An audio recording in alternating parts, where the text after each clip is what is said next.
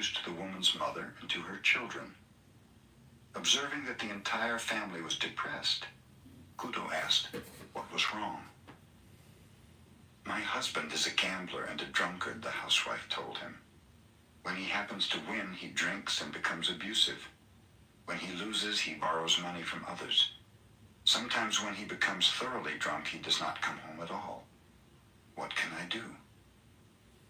I will help him, said Gudo. Here is some money. Get me a gallon of fine wine and something good to eat.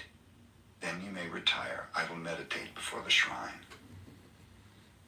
When the man of the house returned about midnight, quite drunk, he bellowed, Hey, wife, I'm home. Have you something for me to eat? I have something for you, said Gudo. I happened to be caught in the rain, and your wife kindly asked me to remain here for the night. In return, I have bought some wine and fish, so you might as well have them. The man was delighted. He drank the wine at once and laid himself down on the floor. Gudo sat in meditation beside him. In the morning, when the husband awoke, he had forgotten about the previous night.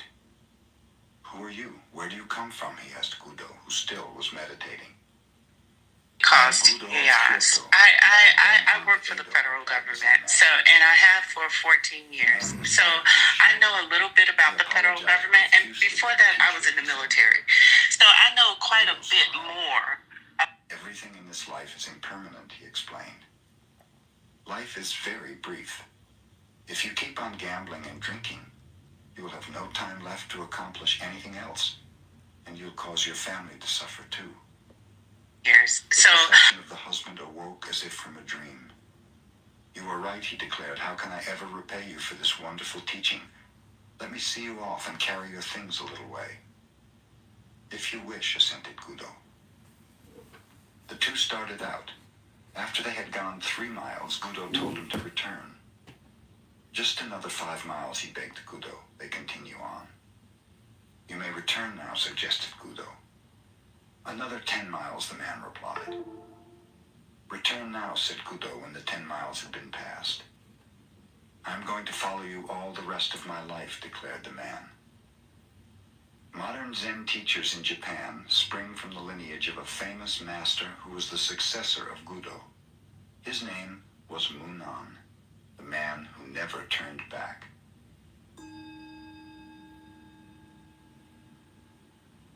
The Zen master Hakuin was praised by his neighbors as one living a pure life.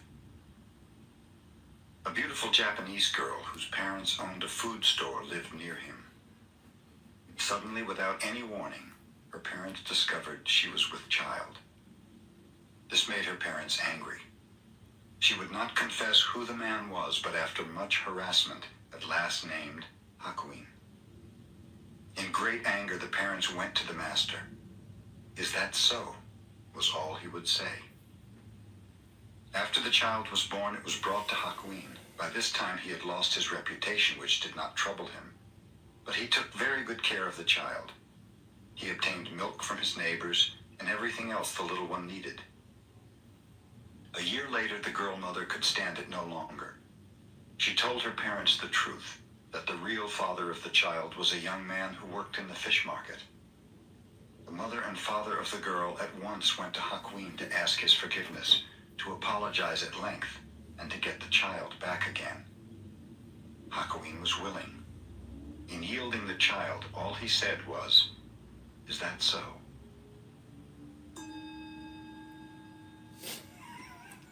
The Master Bankei's talks were attended not only by Zen students, but by persons of all ranks and sects.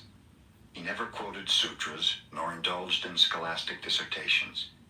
Instead, his words were spoken directly from his heart to the hearts of his listeners. His large audiences angered a priest of the Nichiren sect because the adherents had left to hear about Zen. The self-centered Nichiren priest came to the temple, determined to debate with Bankei. A Zen teacher, he called out, "Wait a minute. Whoever respects you will obey what you say, but a man like myself does not respect you. Can you make me obey you?" "Come up beside me and I will show you," said Bankei. Proudly, the priest pushed his way through the Bankei smiled. "Come over to my left side." The priest obeyed. "No," said Bankei. "We may talk better if you were on the right side. Step over here." The priest proudly stepped over to the right. "You see," observed Bankei, "you are obeying me, and I think you are a very gentle person. Now sit down and listen."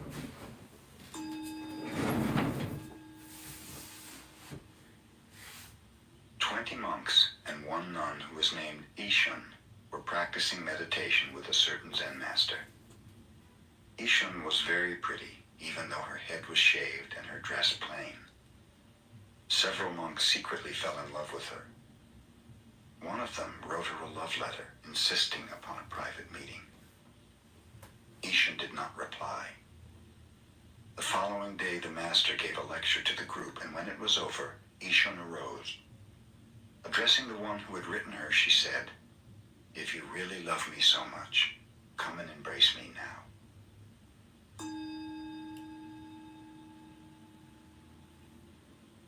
There was an old woman in China who had supported a monk for over 20 years. She had built a little hut for him and fed him while he was meditating. Finally, she wondered just what progress he had made in all this time. To find out, she obtained the help of a girl rich in desire. "Go and embrace him," she told her, and then asked him suddenly, "What now?"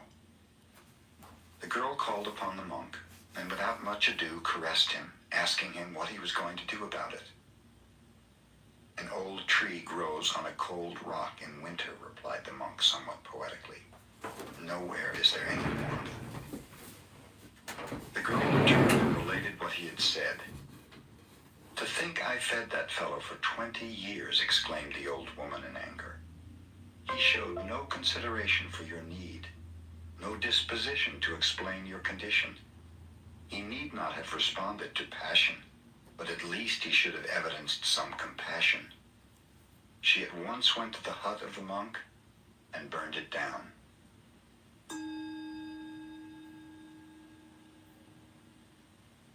In the early days of the Meiji era, there lived a well-known wrestler called Onami, Great Waves. Onami was immensely strong and knew the art of wrestling. In his private bouts, he defeated even his teacher, but in public he was so bashful that his own pupils threw him. Onami felt he should go to a Zen master for help. Hakuju, a wandering teacher, was stopping in a little temple nearby, so Onami went to see him and told him of his great trouble. "Great Waves is your name," the teacher advised. "So stay in this temple tonight. Imagine that you are those billows. You are no longer a wrestler who is afraid.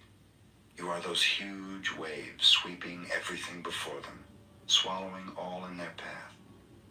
Do this, and you will be the greatest wrestler in the land." The teacher retired. Onami sat in meditation, trying to imagine himself as waves. He thought of many different things. Then gradually he turned more and more to the feeling of the waves. As the night advanced, the waves became larger and larger. They swept away the flowers in their vases. Even the Buddha in the shrine was inundated. Before dawn, the temple was nothing but the ebb and flow of an immense sea. In the morning, the teacher found Onami meditating, a faint smile on his face. He patted the wrestler's shoulder. "Now nothing can disturb you," he said. "You are those waves. You will sweep everything before you." The same day, Onami entered the wrestling contests and won. After that, no one in Japan was able to defeat him.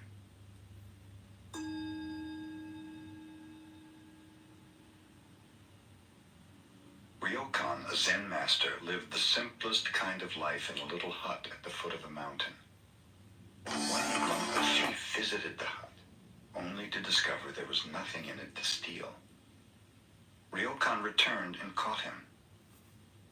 "You may have come a long way to visit me," he told the prowler, "and you should not return empty-handed. Please take my clothes as a gift." The thief was bewildered. He took the clothes and slunk away. Ryokan sat naked watching the moon. "Poor fellow," he mused. "I wish wish I could give him this beautiful moon.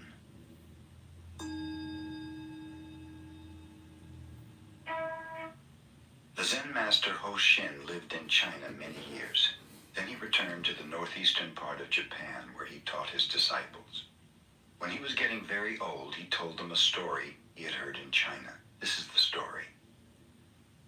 One year, on the 25th of December, Tokufu, who was very old, said to his disciples, "I'm not going to be alive next year, so you fellows should treat me well this year." The pupils thought he was joking, but since he was a great-hearted teacher, each of them in turn treated him to a feast on succeeding days of the departing year. On the eve of the new year, Tokufu concluded, "You have been good to me. I shall leave you tomorrow afternoon when the snow has stopped." The disciples laughed, thinking he was age-long talking nonsense since the night was clear and without snow. But at midnight, snow began to fall, and the next day they did not find their teacher about. They went to the meditation hall. There he had passed on.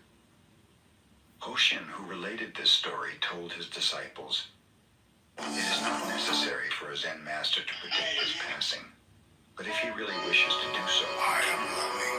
Can you do someone else?" "Yes," answered Hoshin. "I will show you what I can do 7 days from now." None of the disciples believed him, and most of them had even forgotten the conversation when Hoshin called them together. 7 days ago, he remarked, "I said I was going to leave you. It is customary to write a farewell poem, but I am neither a poet nor clever. Let one of you inscribe my last words." His followers thought he was joking, but one of them started to write. "Are you ready?" Hoshin asked. "Yes, sir," replied the writer. Then Hoshin dictated, "I came from brilliancy and returned to brilliancy. What is this?" The poem was one line short of the customary 4, so the disciple said, "Master, we are 1 line short." Hoshin, with the roar of a conquering lion, shouted, "Ka!" and was gone. Hey, it's Dr. Amanda here. The exquisite Shonkei, whose other name was Suzu, was compelled to marry against her wishes when she was quite young. Later, after this marriage had ended, she attended a university where she studied philosophy. To see Shonkei was to fall in love with her. Better to have a short life. Moreover, wherever she went, she herself fell in love with others. Love was with her at the university, We and don't say afterwards, when rising philosophy into did love. not satisfy There's in it the she idea visited of the a fall. temple to learn about Taking Zen. this ghastly The risk. Zen students fell in love with her. Hey, it's Dr. Shonkei's Amanda whole here. life was saturated with love. At last, in Kyoto, she became a real student of Zen. Hey, Her The brothers muscle you in the breathe in sub-temple has of an Kinnin effect on praised your her sympathetic or sincerity. parasympathetic.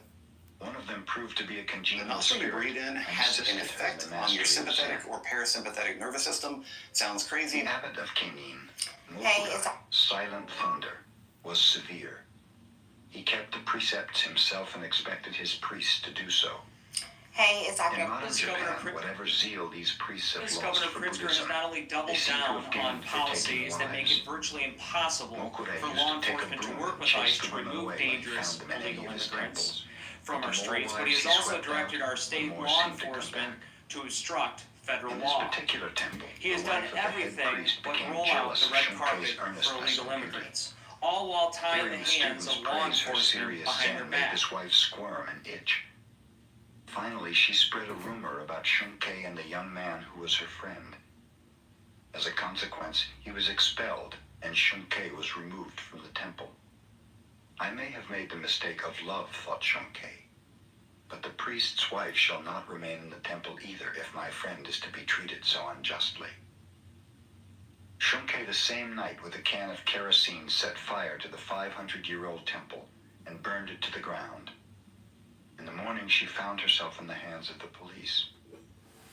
A young lawyer became interested in her and endeavored to make her sentence lighter. "Do not help me," she told him. "I might decide to do something else which would only imprison me again." At last, a sentence of 7 years was completed, and Shonkei was released from the prison. where the 60-year-old warden also had become enamored of her. But now everyone looked upon her as a jailbird. No one would associate with her. Even the Zen people who were supposed to believe in enlightenment in this life and with this body shunned her. Zen, Shunke found, was one thing, and the followers of Zen quite another. Her relatives would have Governor nothing to do Pritzker has with not. her. She grew sick, poor, and weak. She met a Shinsu priest who taught her the name of the Buddha of love, and in this Shunke found some solace and peace of mind. She passed away when she was still exquisitely beautiful and hardly 30 years old. She wrote her own story in a futile endeavor Governor to support Pritzker has not. herself, and some of it she told to a woman member. So Yeah, I it mean, reached there's the two Japanese sides to people, every argument, so... those who rejected Shunke, those who slandered and hated her, now read of her life with tears of remorse.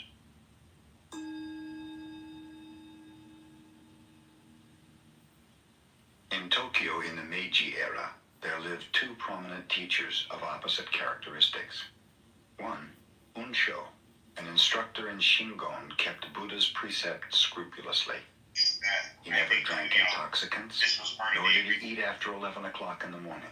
The other teacher, Tanzan, a professor of philosophy at the Imperial University, never observed the precepts.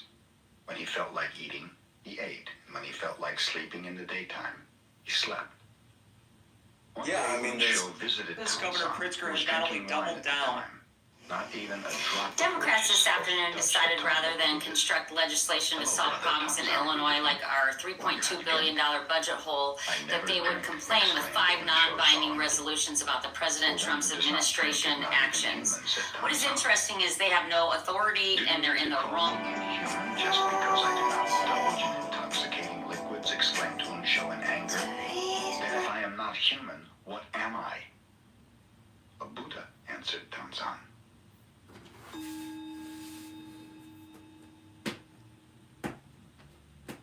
Shogun became a teacher of Soto Zen. When he was still a student, his father passed away, leaving him to care for his old mother. Whenever Shogun went to a meditation hall, he always took his mother with him. Since she accompanied him when he visited monasteries, he could not live with the monks. So he would build a little house and care for her there. He would copy sutras, Buddhist verses, and in this manner receive a few coins for food.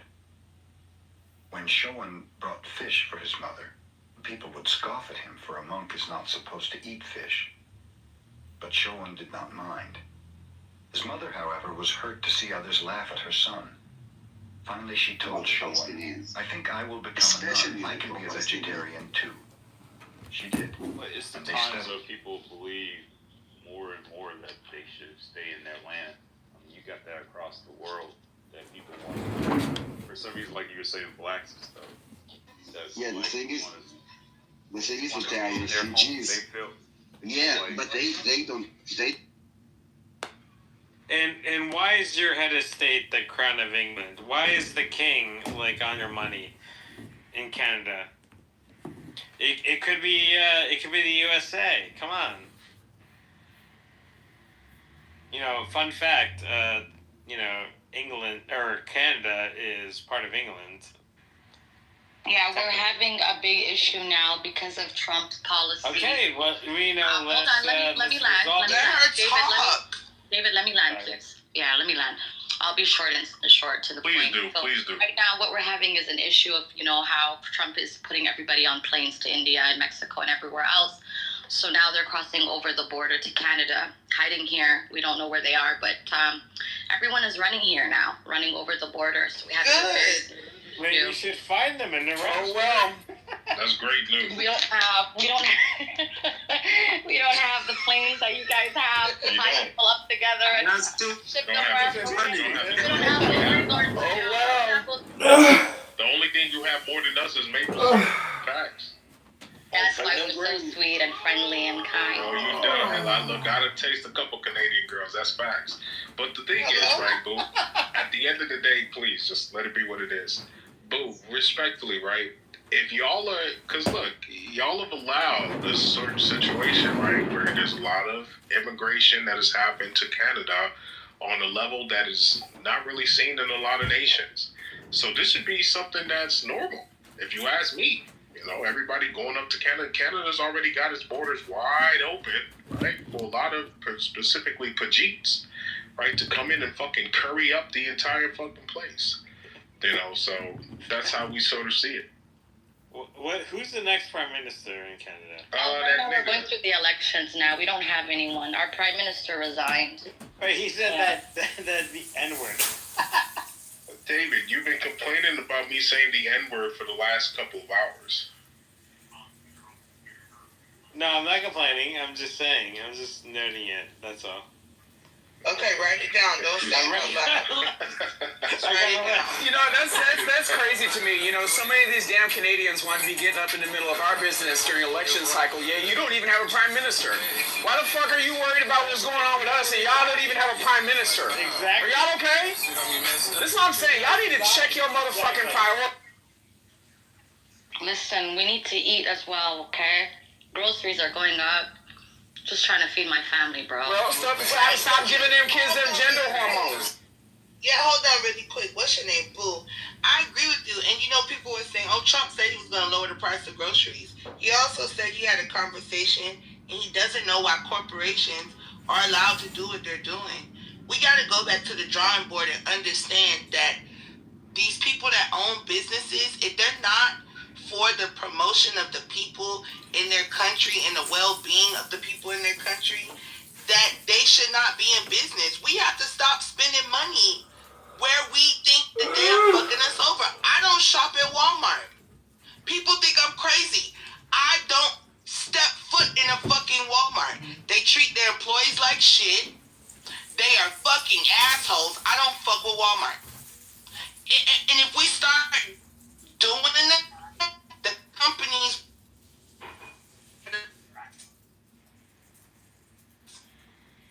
smart. I mean, they're not. If we're giving like 53 million for sex change operations in Thailand, paid for by you, then maybe we can figure out a way to utilize that money in different ways. We'll see. I don't know. Utilize You what can't money, fall David? for that bullshit. Until you can't fall for that. I mean, honestly, like, I think it's so funny that you guys you actually fall for the fact that let's see the documents to back it up from Elon before we sit there and believe any of this shit there. Okay, I saw for the the record, hold on. for the record, I'm a mathematician. I saw so some of I the documents, understand and the thing is, regardless of you guys are saying, let's see the documents. Let's start here, right? The money that's been exposed that they have been sending through U.S. aid, right? Why are the people in such a frenzy? They didn't want them to access it. Also, FEMA is being exposed for a $59 million payment last week to the city of New York to house illegal immigrants in luxury hotels. Disgusting. So now the Department of Homeland Security is trying to take the money back. That's all bullshit too. You don't even know your facts. Hold on, really quick. That is not accurate. Really quick. Hold on. Be quiet. Really quick. If it's bullshit, why did the Director of Homeland Security say, and I quote, "We did not know anything about this payment. The person that pushed it through will be fired." So if it's a false claim, why the fuck are they firing somebody for the payment? It was money that was appropriated by both Republicans Hold and on. Democrats I didn't say it was from the natural. No, it was money. I didn't say it was from the Natural Disaster Fund. I know that there's different funds. But no, it's not. The point is FEMA. The point is FEMA cut the check to New York to house undocumented citizens. They should not be receiving federal fucking funding. They need to be staying. They need to seek asylum at a fucking port of entry and stay at a detention center, not at the Ritz fucking Carlton. It ain't no Ritz Carlton, What the and fuck they're are you not talking staying about? You're wrong. You're It doesn't wrong. matter. Even if it was like the Motel 6, we're still paying for it. It doesn't matter. The Ritz-Carlton Motel 6, it doesn't matter. They're not staying there. The fact that we spend $22 billion to house and pay for migrants' food, cars and housing and all that stuff, that's not acceptable. They're spending $12 I agree with Jazzy on this. in New York City to house people for like $12.50. So I don't think you say it doesn't matter, but you don't want to get your facts right now. I mean, there's two different things. You sound like a fucking crazy woman. Please go on. Go on mute. Jazzy, mute this bitch. Okay, really quick. Don't Can you click on the link at the top and read this article to this woman? So Jazzy, let me just speak English. Hold on, V. You haven't spoken one line on this subject here. Jazzy, did we not bring this up last night? And I explained to you the subsidies where people otherwise are missing out on. Because now, when he's clawing back those said funds, what's going to happen is those hotels that were promised certain occupancy are not. They're not going to receive payment. They wasted their time and money housing these freaking illegals. They're not even going to get. Hold on, let me finish speaking. You got the wrong fucking boots. And relax. Shit. So again, not only are they missing out on the subsidy, but they're also missing out on missed opportunity of them being conventionally in that business. That $200-300 a night. So not only are they not getting the money from the city, but now they've missed out on opportunities being able to generate that revenue from the public. It's an issue. Hold on, Adams, I was agreeing with you first off, fucker, because this bitch was disagreeing. I wasn't yelling at you. I wasn't yelling at you. He was yelling at the girl. See me in the chat here. See me. $59 million was rescinded from New York City, right? Just recently with those, right? Was rescinded from New York City. They were staying at the Roosevelt Hotel, which is owned by a Pakistani company. Nigga, you're not gonna sit there and tell us they're not staying in high-class hotels. The Roosevelt Hotel is a prestigious hotel in New York City. Fucking idiot. Yeah, so see, really quickly, you can click the link at the top. In the chat, she said they're not staying at the hotels. Okay, they're not staying at the hotels. But even if, let's just say they're not, why did they give them $59 million then? That was a stipend, right? Because at first they were housing them in the Roosevelt. There's like two other hotels as well within New York City that they were housing them in, right? So therefore, that lady got arrested, by the way, right? One lady got arrested. One lady got fired, whatever else, right? Boom. Nigga, they cut the $59 million in aid. They gave that money back. Now those migrants gotta get the fuck out. They were staying in the Roosevelt Hotel. They were staying in first-class accommodations. Then the migrants started getting so upset and so greedy that they could only stay there for 60 to 90 days, that when you moved them to public housing, which had like 1,000 bunks and like a gymnasium, they didn't like it. They were indignant. They're like, no, fuck you. They were demanding out of New York City that you feed them the way that they were eating at home, with the Goya beans and rice. Like, no, motherfucker. You're gonna take this bullshit hot dog. You're gonna take this hamburger. Welcome to America, bitch. You feel me? No. They thought our food was no good for them, but they're fucking migrants. Let that bitch know. Our food wasn't good enough for them. They wanted Goya with sauce on. It's pretty simple. They don't belong here, so they should not be here. And if the U.S. government wants to extradite them and take them out, then they should be allowed to do that. It's pretty simple. Man, fuck that. These motherfuckers want to be over here. Sign their ass up for the army. Put their ass out there on the field. No. We have too many citizens for that, though. Yeah, we have felons that we can be sent to the military like we did in the 70s, right? Instead of making them felons and convicts, send their ass to Vietnam like we did back in the 70s and 60s. No, we can send felons to the military. That proved to work in America for like 3 times already. No, we don't need no illegal immigrants to serve in our fucking military. Your tax dollars went to housing and giving these migrants. Meanwhile, there's people on the streets, right? There's people laying on the streets. There's veterans who needs help. There's people like even the West Coast. There's people like dealing with the fires. But no, we have $20 billion of tax. You're in money. I'm assuming everyone in this room pays taxes, right? So like you're, every single year it's like, why am I not getting more money? It's because the money goes to fucking this random person in New York trying to say like, I need more money. Okay, give him a hotel room. Give him not just one hotel room. Give him 2 hotel rooms for multiple nights. Did you guys read that article at the top? Because see, you tried to tell me. It's Hold on, really quick. One second, David. Okay. See, you tried to tell me that this was not true, and that they did not send $59 million. And that they're not staying at the hotels, and Elon Musk needs proof. The proof is in the pudding, baby girl. They literally posted right here in this article. Yeah, it's on the books. That they're like clawing the money back from New York. So if they see, I don't like people like you. Let me see the receipt. If it's no receipt, it never happened. That's not true. A lot of things happen that I don't have to show you shit. Me showing you is not going to change the validity of if it happened or not. So, like, what did that... Hello, C, are you okay? I see you typing in the chat, but you're not talking. You were just yelling before. You all right? And that's another thing that David mentioned about the public housing, or whoever it is that mentioned the public housing. You think that those landlords that are getting those subsidies are collecting their rent on the first, like everybody else that has to pay rent in America? No. Right. So again, a lot of that money is delayed. A lot of that money is paid out in increments. So when that money gets clawed back, you have a lot of people that have tenants living in their buildings that they're not collecting payment for. So now what's going to happen? Right, at the expense of the landlord. Okay, at the expense of the landlord, having to pay attorneys, having to pay the AC, or having to fight against the ACLU, all of these housing groups, the city council of a lot of these cities, like they literally set people up to fucking fail.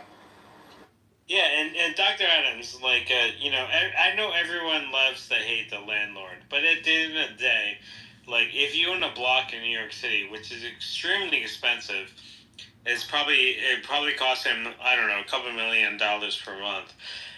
Like, the landlord, they're people too, right? They're making money. Maybe, so it's only fair, People, like, give the landlords a bad rap, but at the end of the day, they're trying to make money just like everyone else, You're working to make money. Everyone here is trying to make money, So don't vilify the the guy. I'm done speaking. Sorry. Landlord, it's okay. Man, look. Up here in Chicago, they getting these bitches 15 stacks, and it only lasts for 6 months. Yo, Justin, when are you gonna move out your mom's basement? When are you gonna move out your mom's basement, Dr. Johnson? Hey, C, I gave you. What the fuck happened? Look, she got for 6 months they gonna get 15,000 a month. Then it's not even that, but go ahead, Romeo. In Chicago, they're giving David, let Romeo finish. Here in Chicago, they getting these motherfuckers 15,000. That's right. A month for 6 months. After that, they on their own. Now, the first set they had to come here, their money went out. Now, what my brother having a problem with is getting their ass evicted. We done went to court several motherfucking times. Exactly. So now, I said, fuck it. I told him, this is what you do. Write up a letter saying that you sold the property to me. I'm going to do what I got to do. I got my guys together. We marched over there. We put them and they shit outside on the front lawn. We boarded up the motherfucking building. That's a self-serve eviction. Damn right. Dude, I've seen now, it's illegal as fuck, but you gotta do what you gotta fucking do. I've seen the people in South Chicago. They called the police. Police came, and I told them, I said, man, this building is shut down, because it's a rat infestation, which I lied about. The police said a rat infestation. I said, yeah. I said, rather than me being fined, I would rather shut this building down, and that's exactly what I did. Now, if anybody got a problem with it, there go my information on the building. I'm gone. Y'all have a nice day. And these motherfuckers down here are literally taking over the housing projects. One housing projects, they had a building that was shut down. They opened the building up and moved in on their own. Romeo, you see what I'm saying? Like they're using the loopholes in the law to where you see a foreclosed property or property that has a lien on it, and then they move up in it, and they turn on the utilities and start collecting mail there, and then you see what I'm saying? Like especially for people that look like us, and not having the extra money to be spending going back and forth to these people working the system. Hey, do what you got to do, and if you're gonna move up into my house like that, I'm gonna move up in there with you. Look, this is the flaw they got, though. You can call the police on them. The police can't lock them up. Talking about they have an order that they are not to be arrested. So that's what I'm saying, Romeo. So that's what I'm saying, Romeo. That the solution to that, you got to take your time and move up in there with them. We gonna be all the way to fuck uncomfortable together up in the home. You see what I'm saying? I set them in their shit outside, and I go by every hour on the hour. Because the first motherfucker that think they going to open it back up, I'm going to go ahead and do what I got to do and throw that motherfucker in the suey hole. Because I don't see them dropping these migrants off in no wealthy neighborhoods. Only in the motherfucking poorest neighborhoods they drop them off at.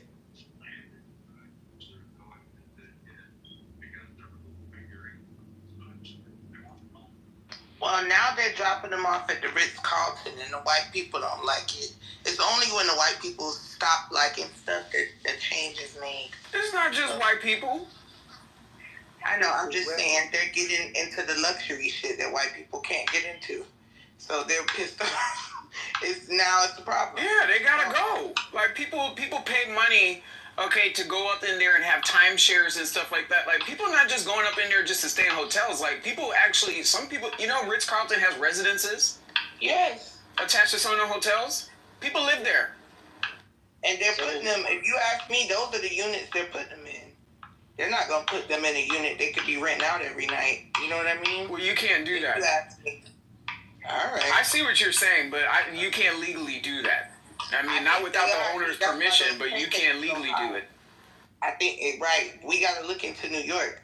But I think that's why those payments so high. That don't make no sense for them to be getting $59 million for no damn migrant housing. You could build the whole building for that. Wait a minute. Why should you have to build a building when they can use the schools that they shut down because the buildings are still operational? They're just not using them. You can't live in a school. They don't even got showers. Bullshit. They turned the school over by my house. They turned it into a we ain't got no damn showers in those schools. You got to take a bath at home. But they got in the schools here in Chicago. If you got a swimming pool in the school, then they got showers. Right. So therefore, they turned one into a shelter. They shut it down when they found out the females was in there selling yum and doing crack. When these migrants hit, they could have put them in there, but they didn't want none of that money, that federally funded money, coming to the poor neighborhoods. They just wanted to stick them there, but let the wealthy neighborhoods collect that motherfucking benefit. No, they're getting the money. It's just the people who are getting it don't live there. So you're right. That's why I said they're pocketing some of this money or something's going on because it's the payments are too high, bro. So it don't cost that much money. Am I right or wrong by this statement? This country is founded by crooks and ran by thieves. Yeah, but we love them.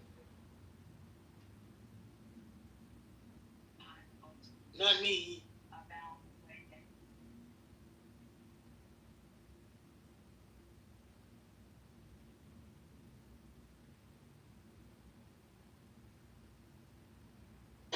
It is the Wild West. Maybe we should be crooks and thieves and just be what we actually truly are.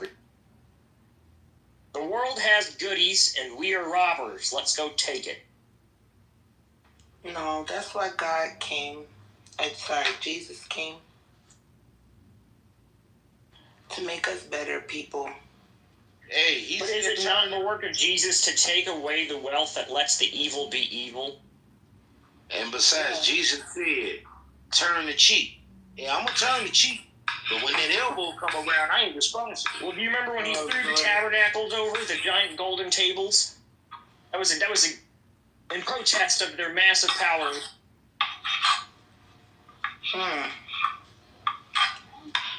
Well, we as Americans should do the same. We should throw the tabernacles over, throw the table over, and say, we are in charge, give it all to... No, that's blasphemy. I just take it all. Right. I'm like, Jesus did that. Now that's his job. But y'all have talked me the fuck out. Okay? I can't talk no more. We should talk about how exceptionally intelligent I am. I have taken a mental test. I have an IQ of 170. Everybody praised. Was it free? No, but I was forced to take it because I wanted to submit a paper to Cornell University's physics department website. They didn't want to, so I had to be verified first before they would let me. It is now being published tonight. We're going to see how it works. It's going to be great stuff. Let's see if I can redefine what gravity is. Congratulations. Gravity is not real, by the way. Well, not the way they describe it. You're correct. It is wrong. They've had it wrong. I've redefined it. I've made new formulas. The formulas work in math. All the observable data confirmed it. In fact, this should be revolutionary if it's confirmed, if it's real. We're going to see. I'm excited. Yeah, Gene. Well, I'll owe you a Coke, and if this does and I get a Nobel Prize, I'll buy you that Coke. I don't drink soda, but I'll take it. Well, luckily I was talking about cocaine. No, this is... Oh, I don't do that either, but I'll sell it. Give me a couple of bricks. I know what to do. Right, I'm like, I'll sell it. You saying what? 2 for 10, 4 for the dozen. Uh-oh. All the dope boys coming off mic.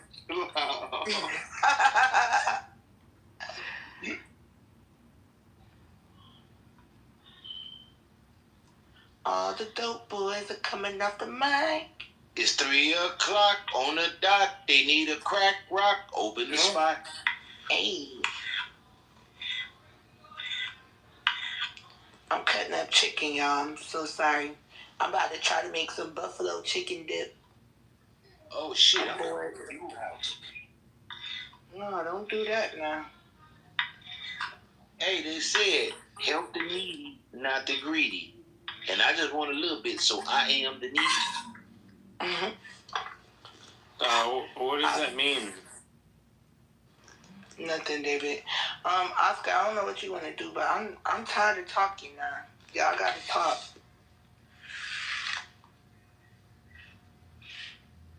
What we should talk about is why David's people have only an IQ of 115. Why are you so slow, Dave?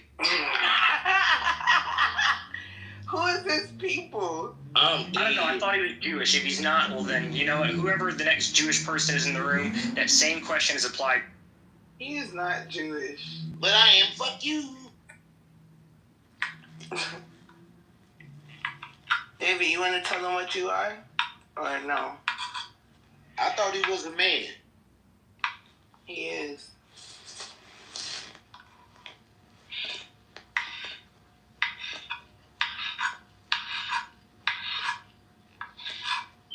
You guys want some ASMR?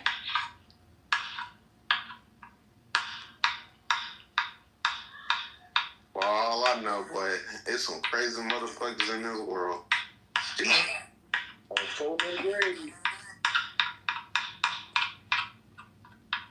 Nice. You want to put some names on it, baby Steve, or you good? Hell no, I ain't trying to get attacked. Yeah, just say it. I'm good off this shit. You one of them, though. You definitely one. Okay, who else?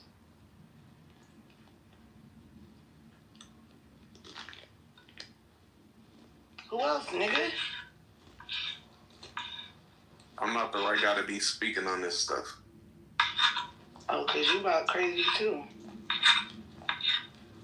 No, I'm way saner than y'all. I ain't even gonna lie. Niggas in this bitch talking about killing babies and kids and motherfucker, shit. Did you hear me say that though? That's what I'm saying. How you gonna put me? No, you had that erratic behavior right in here along with him. You motherfucking bitch. Putting emphasis on the words, all type of shit. Killing kids though? No, you ain't say that. You ain't go that extreme. Oh, I was about to say, now come on, man. You tripping.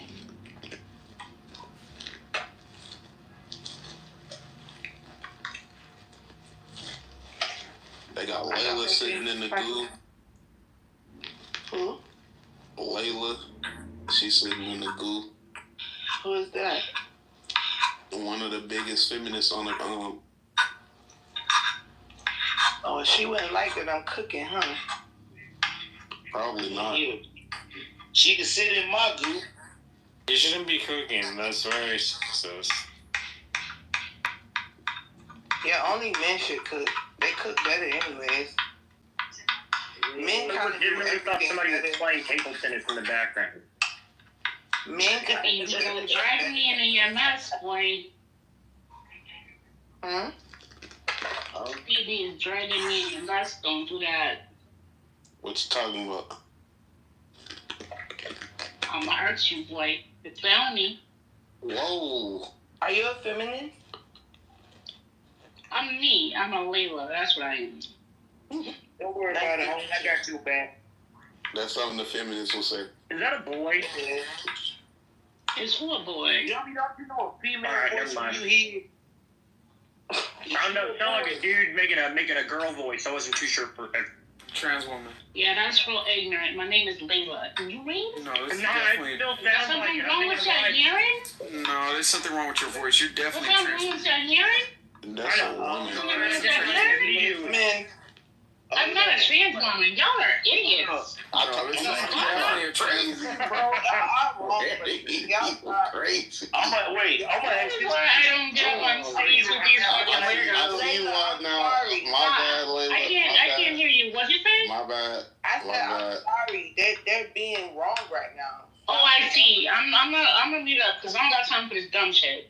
No, talk to her. Oh, another angry black feminist. Y'all see this shit, man? How we gonna grow it? We got y'all attacking people coming in new. Yeah, y'all can have this. Y'all can have all of that. Oh man. Just angry. If you cannot tell the difference, Yeah, sir, you need to calm down, please. you need to keep your dick sucker shut. I mean, that's my opinion. Mine too. Layla, can you cook?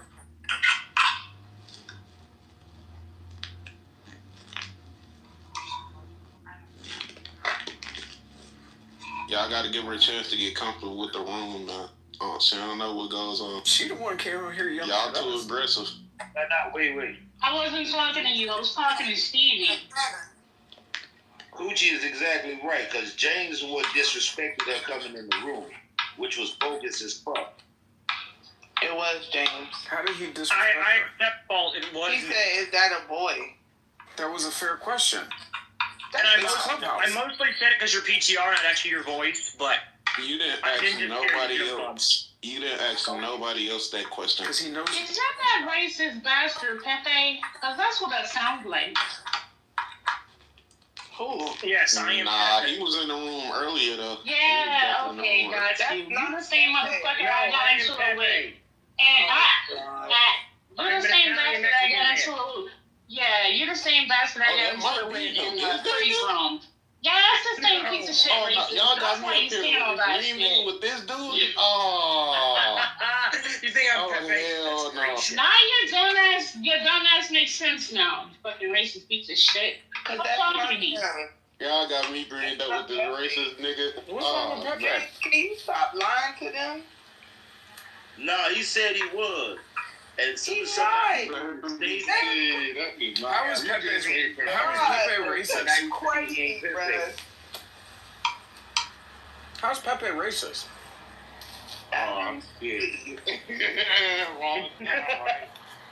She said, I never heard Pepe say anything racist. When does Pepe say something racist? yeah, Like, never what? in my life have I ever heard Pepe say a racist thing ever. Not once. Oh, y'all ain't been around Pepe, then. Anyway, lying. They just want to argue.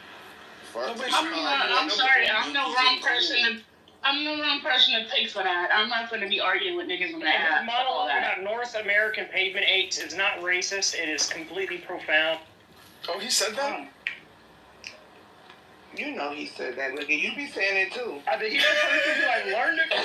I never even knew the word.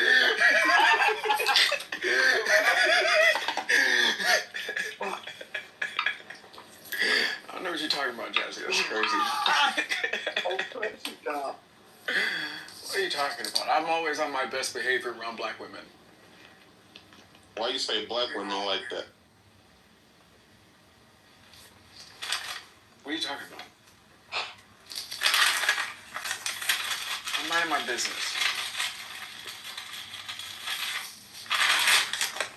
So does this chick really believe that abortion is healthcare? Who? The angry black feminist on the stage. Layla? Or like James said, Leishan. I mean, I don't know. Is it Layla? Yeah, Layla. Oh, okay. You're being racist. How am I being racist? You call her Leishan. But it was funny though. You gonna end up packing you up real bad, though. She's not gonna pack me up. Now, I don't know if Pepe's racist, but he definitely teaches racism, that's for sure. If you don't know how to be racist, you'll learn it. That's a fact. But he definitely racist. I mean, I feel like people are racist towards Pepe. He's Mexican. He started it. Wait, He's Mexican cosplaying as a white man. Is Pepe Mexican? Yes. Cosplaying. Isn't Pepe white? Well, we first met him, he told us he was a Mexican nigga. Well, if maybe he might. I'm gonna go with Mexican. That's what he told me at first. I don't care what he said. Fuck it, Mexicans are white anyways. Fuck it. They are. Could be Guatemala. No, Mexicans are brown. Come on. No, not all of them. I would say very few. Oh, what Isa is as a Guatemalan? Would you consider her brown or? I consider her non-factorish. What is it with you and Issa? She's a bitter bitch. I don't know. Bitter about what? It's been going on for years. I don't even remember how it started. I just remember you two always argue. Yeah, I don't like Spanish hoes that say nigga. That's not nice. Well, she says it, and you know it. So The problem I have is she's always in the make it pop rooms. And I don't know. I started green lighting Puerto Ricans and Dominican. Oh god. Oh, Or Augustus's rooms. I know a lot of people like Augustus, but I can't stand the rooms that guy has. I like Augustus. I haven't seen him in a He's while. great, but the topics he talks about with Make It Pop yeah, the are just like wrong the dumbest fucking things you can think of. Like when Donald Trump won, it was weird because it was like for like 6 months. It's like Donald Trump has to win, and then he won, and then the rooms were like, Donald Trump's betraying us. And I'm like, what the fuck? You guys are crazy. They still have rooms? No, they don't no more because when they started having those rooms, people were like, you guys are crazy. People saw it. Wait, what were they saying about Donald Trump? They were just, they're conspiracy theorists. That's largely what they are. So to them, Donald Trump winning is part of the conspiracy now. He must be bought and sold out. He was actually killed and replaced. It's not the real Trump. It's a body snatcher Trump. Anything and everything they could to rash him. That's crazy. And I don't have anything against Make It Pop. It's just that she says at the end of the day, in like a sort of like Twitch, like Tourette's, and I cannot stand the words at the end of the day. Oh, she says it a lot? Every sentence. Yeah, that's crazy. The account saying Make It Pop. That's the only thing I know her from. Make It Pop. That's her account. That's a training. Is she like a Latino woman? Well, at the end of the day, she says at the end of the day, way too much at the end of the day. That's literally how she'll say it, just like I just did there. I mean, I feel like towards the end of their rooms, it was less politics, you're right. It was more like conspiracy theory. Yeah, like the moon is really aliens watching us. I used to ask them, what type of damn pills did y'all pop tonight? This is crazy. Right. I like the guy. I like the guy. They're all good people, but it's like you get them together and they just lost their minds. But they'd have the biggest rooms. There'd be more people in that room than any other room on Clubhouse. And I'm like, holy shit. I ain't gonna lie. Preservation was it. That was the place to be at one point. It's like Christmas. Santa Claus is trafficking children with the elves. The elves are really missing children. They're all on Epstein Island. All the Nancy Pelosi she's in on it, and she's trying to give them a vaccine so that they can forget about their childhood trauma. Like she just it was crazy. There's some good rooms though. I won't, Yeah, I did not fit in, that's for sure. It got a little. I'm a conspiracy theorist, I am, but it gets a little crazy over the line.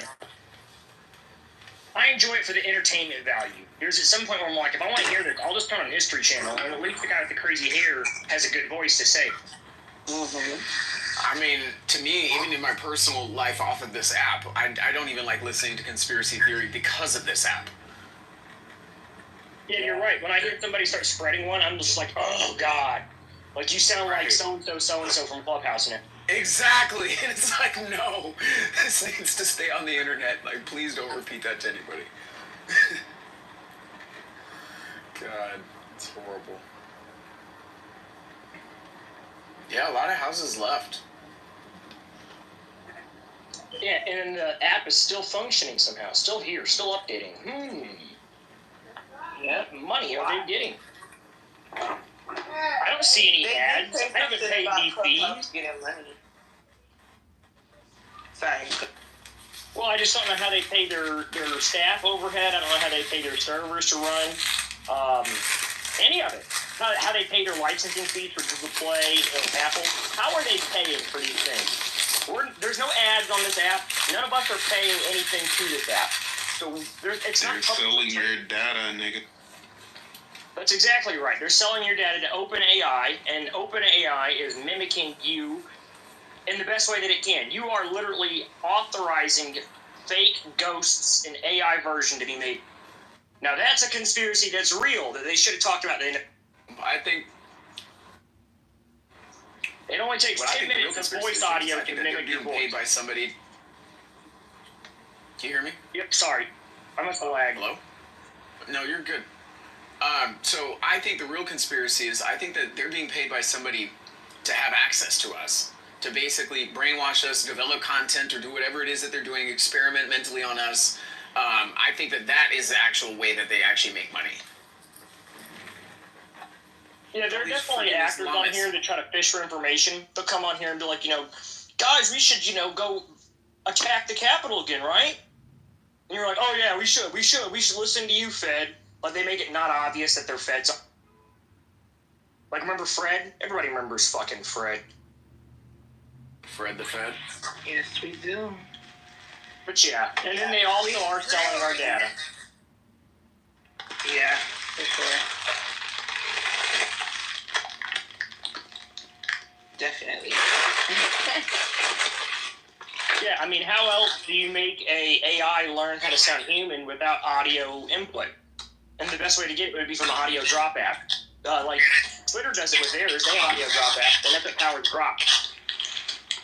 Yeah.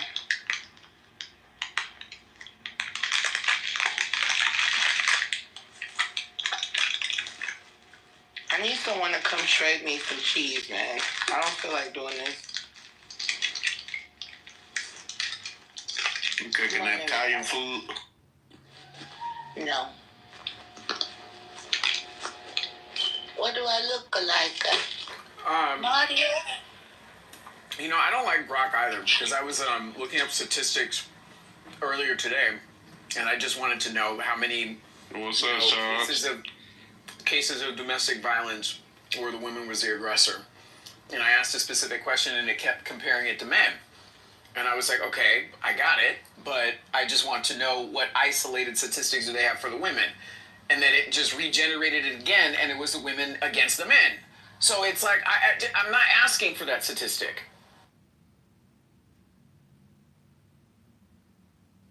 What was the stat for? Just my own curiosity, just listening to a room on Clubhouse, and I was just kind of fact checking. But the question that I was asking Grok, it was just it kept giving me comparative statistics about male domestic violence rates, and that wasn't what I was comparing. What I was comparing was the existence of women being represented in the arrest for domestic violence. They don't necessarily have to be against men. Mm-hmm. Got it.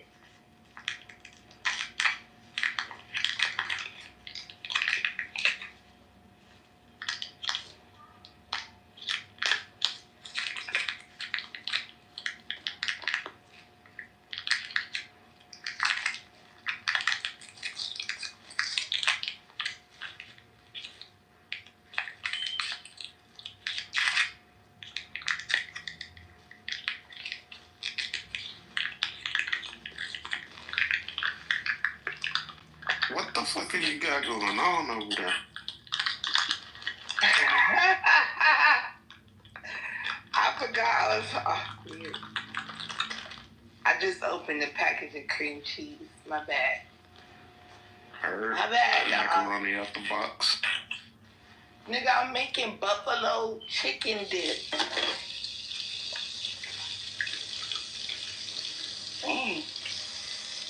I forgot you can cook. How you forgot? I don't know. I do it a lot. Do women not cook no more for real? I don't cook a lot. I'm not gonna lie. I don't have the strength sometimes. Not really. It's a lot of Uber Eats.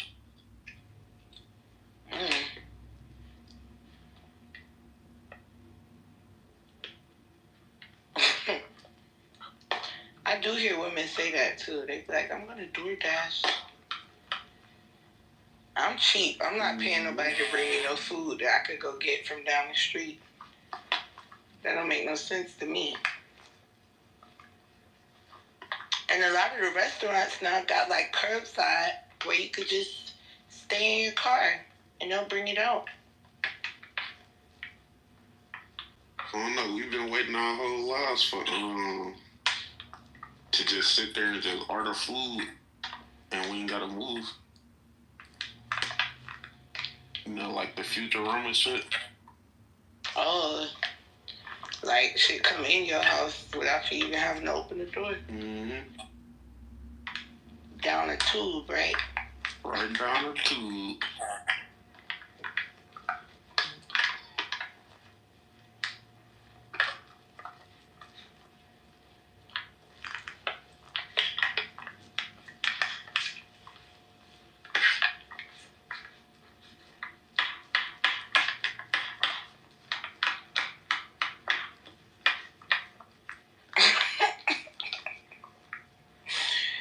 My bad. You know what femicide is? What's that? Femicide? Yeah, what is that? Where y'all killing women. Somebody told me Black what they men was the other day. Because for some reason, black men are more violent than every other group of men. That's insane. So it's black men white women targeting women, attacking. Yeah, randomly. Even though white men target women at a disproportionate rate, you know, black men and femicide is something we need to watch out for. This shit is insane, yo. I'm just not learning about it. Yeah. Black men kill black women all the time. It's so bad that black women are now seeking help from other races of men to keep you guys off of us. Can I speak? Hmm? Can I speak, please, Susie? Who said that? Sure can. Thank you. So, You want to speak? yes, ma'am. Okay, I'm sorry. So, femicide, like androcide or pedicide, is the murdering of a specific social group because the dynamics of that social group will not be investigated to the fullest extent of the law. That's what femicide is. So, because of that definition or whatever, I don't want to say definition. So pretty much what you're saying is black women are affected by. Damn, the room done died down. What happened? Oh, we stopped talking. I started cooking. So you're saying that black women are the key focus or the only people that femicide happen to? Or is it also other minority groups of women too? That would be black femicide. There's also, for instance, like white femicide is every 19 hours.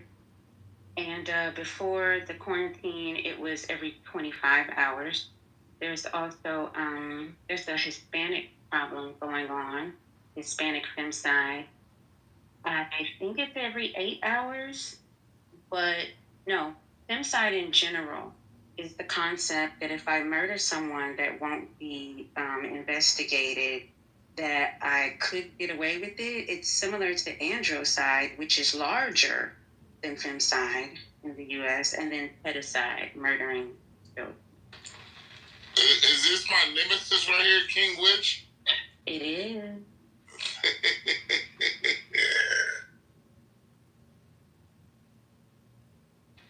Okay, right. that being said, I guess my next question Hey, Gucci. hold on real quick. What the hell is androcide? Androcide is murdering a social group of men, particularly because they won't be investigated to the fullest extent. Like, for instance, if a boy is murdered, it will be difficult for major news channels, Club Top News and Evening News, to even get their photos. Hey, you guys got feedback. Hey, Jazzy, you might have to mute up for it. There's feedback coming from your mic. But I was just giving a for instance. Like if a black boy is murdered, well, most news media cycles, they don't want to see more than 2 murdered black boys at a 12 o'clock news because the citizens in that metropolitan area, they don't respond well to that. So the law enforcement officers who are investigating this will have a very difficult time getting their faces on the media. That would be pedicide or androcide. It would be, I'm murdering them because I know that everybody's not going to see this in the news. There are murders that happen daily that we don't know about, and that's because of the dynamic of how likely or unlikely it is for them to be investigated to the fullest extent of the law. So femicide is murdering a group of people. It's not exactly about race, although black women are second to Native American women when it comes to the murders. But femicide isn't wholly a black phenomenon. It's a phenomenon we see amongst all groups. As I said earlier, white women are being murdered at alarming rates for American history as well. Okay, who's murdering women? And are they just randomly attacking women like a Ted Bundy type of thing? Like, That question is multifaceted, right? Mind you, Trump just brought home how many thousands of children, for example, right? We don't know if they're cartel killings or what, right? Because less than 60% of the homicides in America are solved. So therefore, there's 40% that are unchecked. We don't know who did it. And then there's potential of a couple percentage there where they might be innocently convicted of them, right? So we don't really know who's doing the killing. So to track this data relies on accurate information. We don't necessarily have that, right? I believe a lot of the illegal immigrants, the people who are over here looking for a profit, might be behind a lot of this quote-unquote femicide that we're talking about. But we're going to blame it on the American citizen simply because, we think our illegal aliens are good people. They're altruistic. They're all phenomenal. Even though I lived in California before and New Mexico and shit, and that motherfucker chop up bodies, leave them in a garbage can. But we don't talk about that though, right? Fuck it, right? We'll bury them in a desert. We don't count those numbers because those are just missing persons. Or the ones you can never find. You feel me? So I don't know, man. Those numbers are skewed. I don't think they tell the whole story. But I mean, feminists like to use this as their talking point. So fuck it, let them be victims too, even though they've never been victimized before in their lives. So that's not entirely accurate. I'm not trying to provoke you. I'm not in the mood. That's not entirely accurate at all. For instance, when it comes to the murder of men, let's say we isolate it to like black men. We know that almost 93% of all murdered black men are murdered by other black men. Or if we look at the murders of black women, we know that 89% of murdered black women are murdered by black men. But like if let's say we look at white men, they have similar numbers.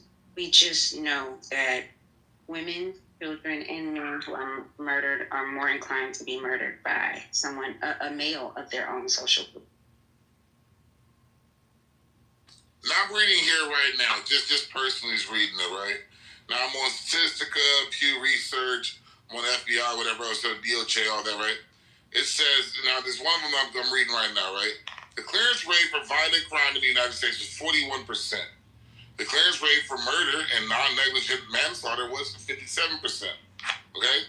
So for us to come to the conclusions that we're coming to, and to be so concrete about these 90-something percent, these 80-something percent, it doesn't make sense because the data doesn't match it. Now we're only going to guess that they're killed by black people because the people who were murdered, right, when their crimes were solved, they might have been majority black people. So we're going to guess that the other 40 to 60% of unsolved murders happen to also be black, if we're following the trends. But we can't do that when there's no data there.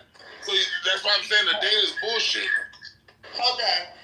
This is interesting. I posted this link at the top. If you scroll down to femicides prevention and response activity, it says the United States Agency for International Development, also known as USAID, seeks applications from qualified organizations to fund an activity entitled Femicides Prevention and Response. I think this is funny because I don't really think this is a problem. I think that they're doing this to get money up out of people, i.e. the federal government through USAID. Interesting. I was thinking that USAID fund this. It's crazy, right? Because over 4,000 agencies don't even report their numbers to the FBI anymore, right? So we can't track it to the FBI or the DOJ. We have to go state by state, and then we would have to disaggregate black to black. Exactly. In order for us to find the real numbers, right? Now, when you rely on these .orgs, they're not that smart. They're not that intelligent. They're pretty lazy. They're going to take surveys. They're going to ask people that don't fucking know nothing. They're going to talk to your fat grandma that doesn't know no English. And then she was trying to get them off the phone because she was making dinner. And she will give them whatever answer she wants to give them for the survey. And that's how we take our numbers in, right? We don't have any accurate data for real. We're just as bad as third world countries now. It is what it is. We're going to allow you to respond, ma'am. Do you want to respond to him? To me? Also, do you receive grants for do you receive USAID for femicide? Like yeah. The task force for the local police department that I work for absolutely receives federal grants as well as state grants. Is that what you're asking? You was talking to me, Jesse? Yes, I was asking, do you personally receive, or any organization you work for or tied to, do you receive federal grants for femicide work? Yes. Or prevention? You do? Yes. Oh, look, King, you the girl from Alabama? That's like a DEI grant, man. Like, you gotta realize they don't just act. Come on now. That's kind of. Hold on, real quick. We can dissect this. Let's not attack. I wanna. So my next question for you, King, would be, what work has been done to prevent femicide? So the work has been instead the money has been instead kind of thrusted into the respite sector and task force.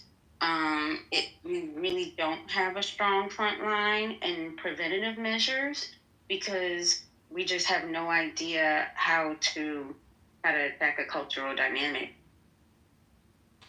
You can't do anything about femicide. It counts as homicide, right? So people are going to die. We already made murder illegal. Fuck more can we do? Murder is illegal. You can't kill nobody, guys. People still going to kill some shit. Fuck can we do about it? Yeah, so King, what I'm trying to tell you is you sound very smart. And like, people like you, we need you for other things, fighting for things. I'm not saying this cause is not important, it is. But is there maybe a way we can push for better circumstances for women to be married maybe, so we're not alone and we have a man to protect us from being killed? Or because I've heard other black femicide arguments that the black men that we are dating and marrying are the ones that's killing us. How do you feel about that? I agree. I think both of the last response kind of would have been the response for the first response. I think that these aren't strangers. Most women who are murdered by someone that they know. We call them intimate partner violence. It's IPV. It's a tagline, I guess. So I'm second generation that does this. Law enforcement officer who focuses on this. My mama did this, and so no, I'm just gonna use what I have for this cause. I'm retired. So I'm going to go on the political track if I can and still work for this cause. This is the only cause that I work for. But thank you. You're welcome. I just want to know though, like you say, you're trying to build a task force. Is this something that you think you need money to fight? What will the money do? Because as you know, Trump is cutting back on U.S. aid. So these grants might stop. Because I'm asking questions that they might get to asking you if they want to do an audit to figure out. It won't do shit, Jazzy. Money's not going to fuel it. Yo, V4, you be bullshit, bro. I be bullshitting? Well, tell me how I bullshit. How's money going to solve people from killing their wives? Or killing bitches in general? My nigga, you know what I'm talking about, man. I don't give a fuck about what? Jazzy talk. I don't give a fuck what Jazzy talking about. You know what I'm talking about. We talking about the African discussion. Yeah, man. Why you can we please? I'm talking to Hey, Jazzy, can you give us a stage for this, please? I'm begging you. Can you allow us to have this? We're going to be nice about it. Can you allow this real quick? After us. Okay. Well, after that, King Solomon, me and you get on a little you see, black men are killing women. I agree with her now. People are killing each other in general. Nigga, it's not new. No, now I agree with her. Because look at how violent you all are getting because... We're not going to get violent. Me and him want to talk about it. Get my Wawa. If we were getting violent, me and King Solomon would say, drop your address, nigga, let's pull up. Nigga, we want to talk about it. What? Me and King aren't going to fight. Yeah. He's too successful. I'm too successful. We're not going to fight. Yeah, I'm not on that. Yeah. I just think, you have some views that are just, not true, contrary to reality. So that nigga named Vendetta. Listen, here's the issue with King Solomon, right? Now I respect your mind, and I usually agree with like 90% of the things that you say. But when it comes to speaking on Black America and Black Americans, as far as our history in this country, I don't believe that you have a say-so in that, since you are, a first generation, second generation Nigerian. I don't believe you have a right to speak on my ancestors' trials and tribulations who have been in this country for 300 and 400 years. I don't believe you can come over here being a secondary person and attach yourself to the history that we have fought in this country. I don't believe you can, though. Now, I didn't mean to disrespect by it, but no, you're not the voice or the spokesman for us. Respectfully. Okay, so I hear all that. Where I would disagree, right, is that one, I was born here, so I'm born and raised in Chicago, so I'm an American. Regardless of how you feel, I am an American, and I'm a full American. You're 100% American, yes. On top of that, you don't have our history, though. Well, hold on. I grew up in Chicago. I grew up in Uptown. That is a historically black neighborhood.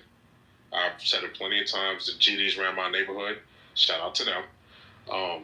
And so I grew up having a American black experience too. Now, not the full experience, as you would say, because obviously my parents aren't American black. However, I did grow up in an environment where I got a first-hand experience directly with full FBAs, right?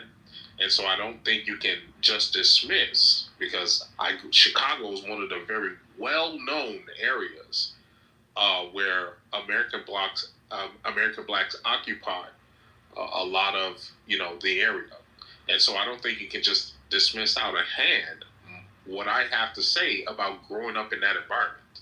I never did. Right, growing up with those people. What I did do is, right, for example, you came here and you grew up in a modern era, post-segregation, right, and that type of a black, quote-unquote, environment in Chicago, and you just big WGDs, right, which is fucking stupid to me, right? My grandparents, right, come from a pre-segregation era, right, in which they're still alive, by the way, right? They came from that generational bracket, right, in which you cannot speak for no shit like that. Larry Hoover's not FBA? Why are you mad that I picked? Well, because all that shit did was make us look bad. That was COINTELPRO. Yeah, but that was FBI. That was CIA. Right? That was what made us worse, right? So that was a bad part of the culture. Whether you like it or not. That was a bad part of the Black American history. It wasn't even the good part, right? So therefore, when it comes down to it, right? If I ask American blacks in Chicago, I don't really care who you ask, though, right?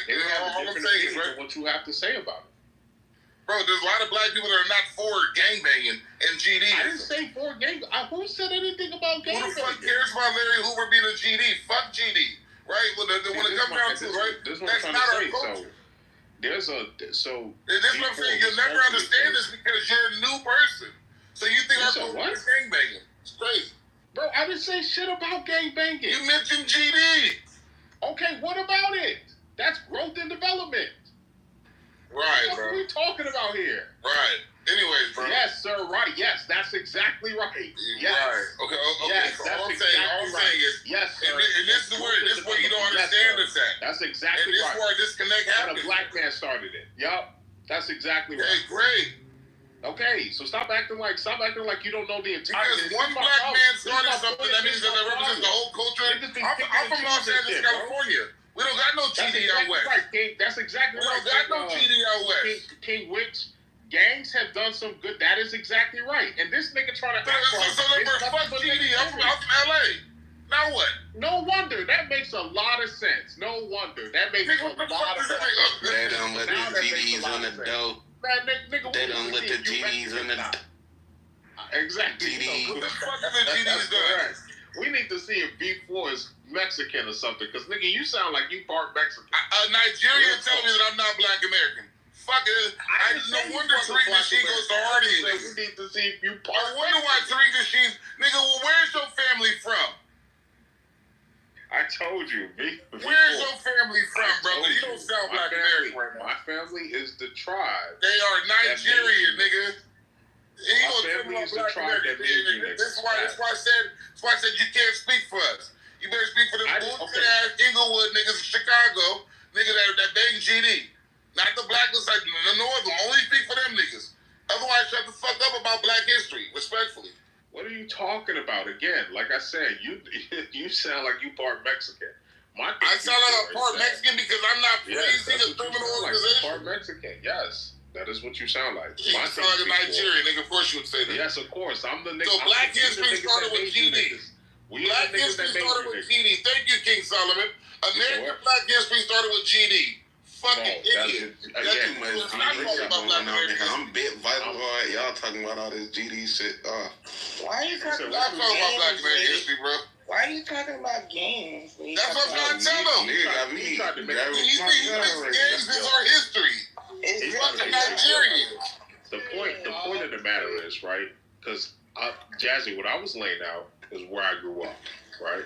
I grew up in a historically FBA hood, according to their definitions. But FBA is an organization. That's not. No, that's why I said according to how they define. And FBA started in California. I grew up in a historic FBA hood. That is here in Chicago.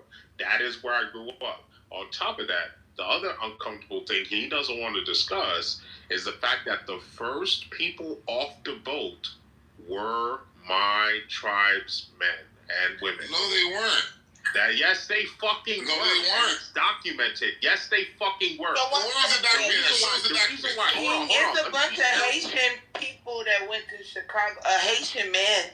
Yes, started in Chicago. Yes, that's true too. I'm not denying. Then how was it your tribe? I don't know what the fuck he's talking about. Are you fucking serious? Haitians are not your tribe. Let me ask you a question. Jazzy, where is the second largest? Where's the second largest Yoruba population outside of you are tribe. All right, you're fucked. That's exactly right. You don't fuck. You are tribe. The reality is the second largest Yoruba population. Hold on, Haitians are Tainos. Let me answer. Haitians are Tainos, bro. Irrelevant. I don't give a fuck. At the end of the day, the second. That's exactly right. You trying to. They're not Yoruba. Who gives a fuck? I asked you, where's the second largest Yoruba population outside of Nigeria? You don't know. It's not in Haiti. That's exactly right. It's not in fucking Haiti. Oh, where was it? Where was the transatlantic slave? What was the route of the transatlantic slave? Brazil. You said what? Brazil. Thank you, Jazzy. And the second largest Yoruba population is in Brazil because it was my fucking people that came to this fucking land. Straight up, it was us. We were the ones that made you niggas. Straight up. We made you niggas. That's the reason why.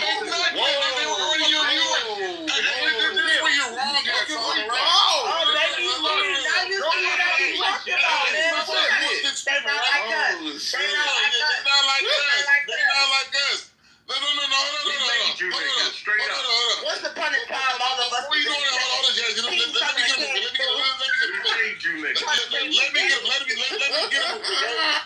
Let me get this, right? No, you proving right. Gucci, let me get it, bro. Let me get it, bro. Let me go and get this real quick, right? If we was already belonging to the Yoruba tribe before we arrived on this continent, then that means that you didn't make shit. You didn't import nobody. You didn't create us, nigga. We already were that. That means we were this on the continent, you bitch ass nigga. Yo, B4. That means you didn't create nothing. We're not your little homies, nigga. We not your little homies, nigga. You are little homies. DNA chart. You are little homies, nigga. You are little homies. Stop it with the You are little homies. You deported your little homies, nigga. Bro, you niggas are protected. We're not your little homies, nigga. Show me your chart. Stop with I'm Igbo, so I ain't. I'm not even know you knew about my chart, nigga. Bro. You niggas are mixtures, yes, but you are primarily Nigerian. No, we're not primarily. No, we're not. We are. Show me your chart. Real quick, King. I'm Igbo. You know what I'm talking about? Yes, that's correct. Gucci, I know. Yes, King, this is not fair when you bombard the conversation like this. I bombard? Are you fucking serious? Hey, I do it too, but you're doing it right now. Nigerians cannot speak for us, nigga. I didn't say we could. You are not us, nigga. I didn't say we could. I did not say nigga, we are not you, bitch ass nigga. I never nigga, we got sent over there the same niggas sent over there. We were Yoruba when we left, and we were Yoruba when we landed, nigga. We weren't no little homies. Nigga was first tribe, over ass nigga. What the fuck are you talking about? You are fuck out of here. You are a proto tribe of Nigeria. Nigga, you didn't create us. FBA is a proto tribe. You guys didn't create us, nigga. Historic Nigerian tribes. You are. We're not as nigga. Nigeria's a fake made up country, nigga. Before. When the fuck is Nigeria? Nigeria's a new country, bitch ass nigga. Just listen, before White I people get founded that before, shit. you don't have to be mad. We just have conversation. White people founded your country, nigga. You a liar, nigga. That's fine. I ain't trying to talk over idiots, I'm nigga. talking about the tribe. I'm talking about the tribe.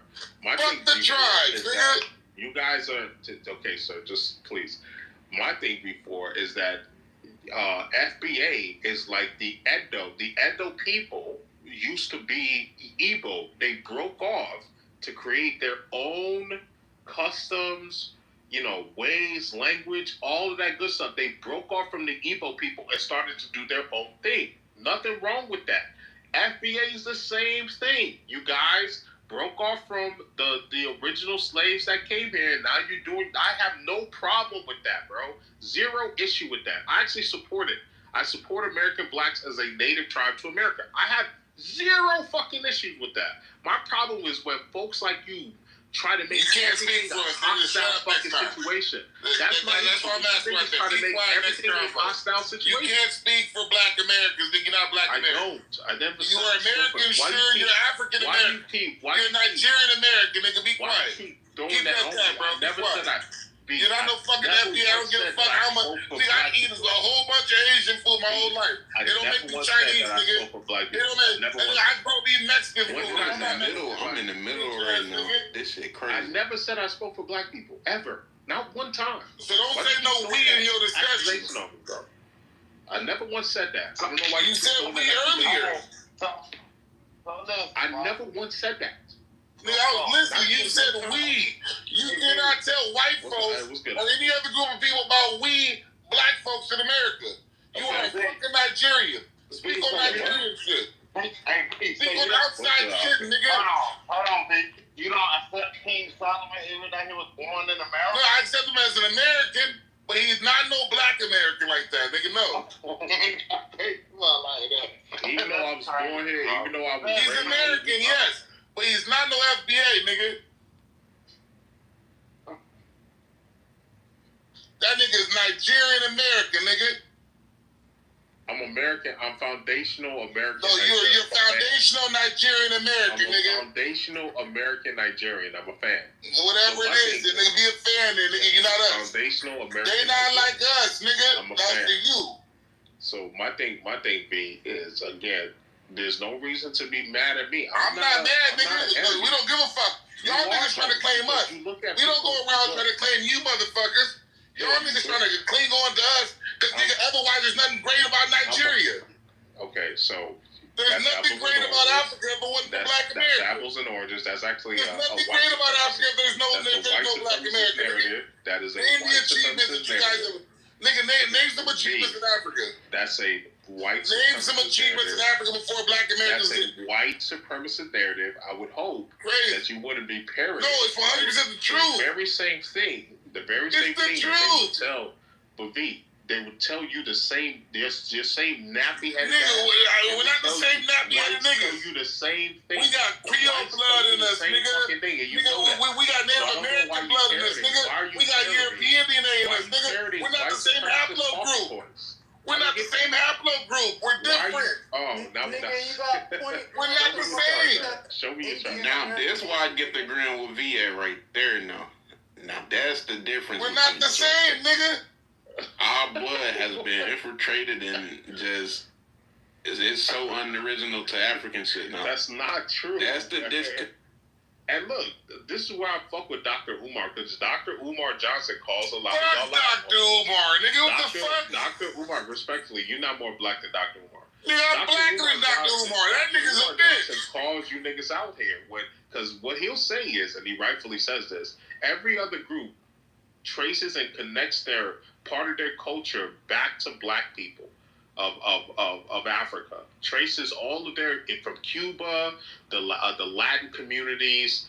There's plenty. No, it's still y'all still a non-blood majority. And you're not denying this. You actual niggas who look like us want to run away. You want to run to your. You don't want to run nowhere, nigga. Run to the whites. This is what we woke up that one day, nigga. We made the best of it. All the admixtures that don't even add up to more than 10% of what you niggas is running. That nigga King sound like me right now. Yo, mom and daddy was the runner. It sound like me and Jazzy going at it.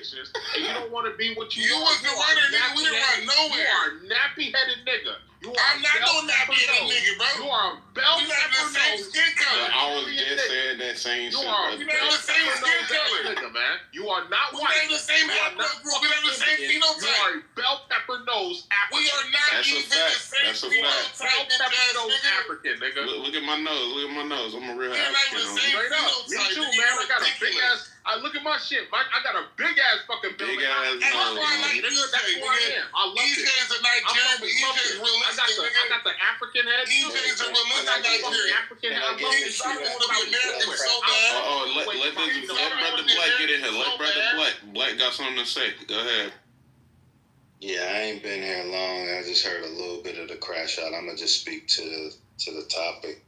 Can Africans speak on FBA politics?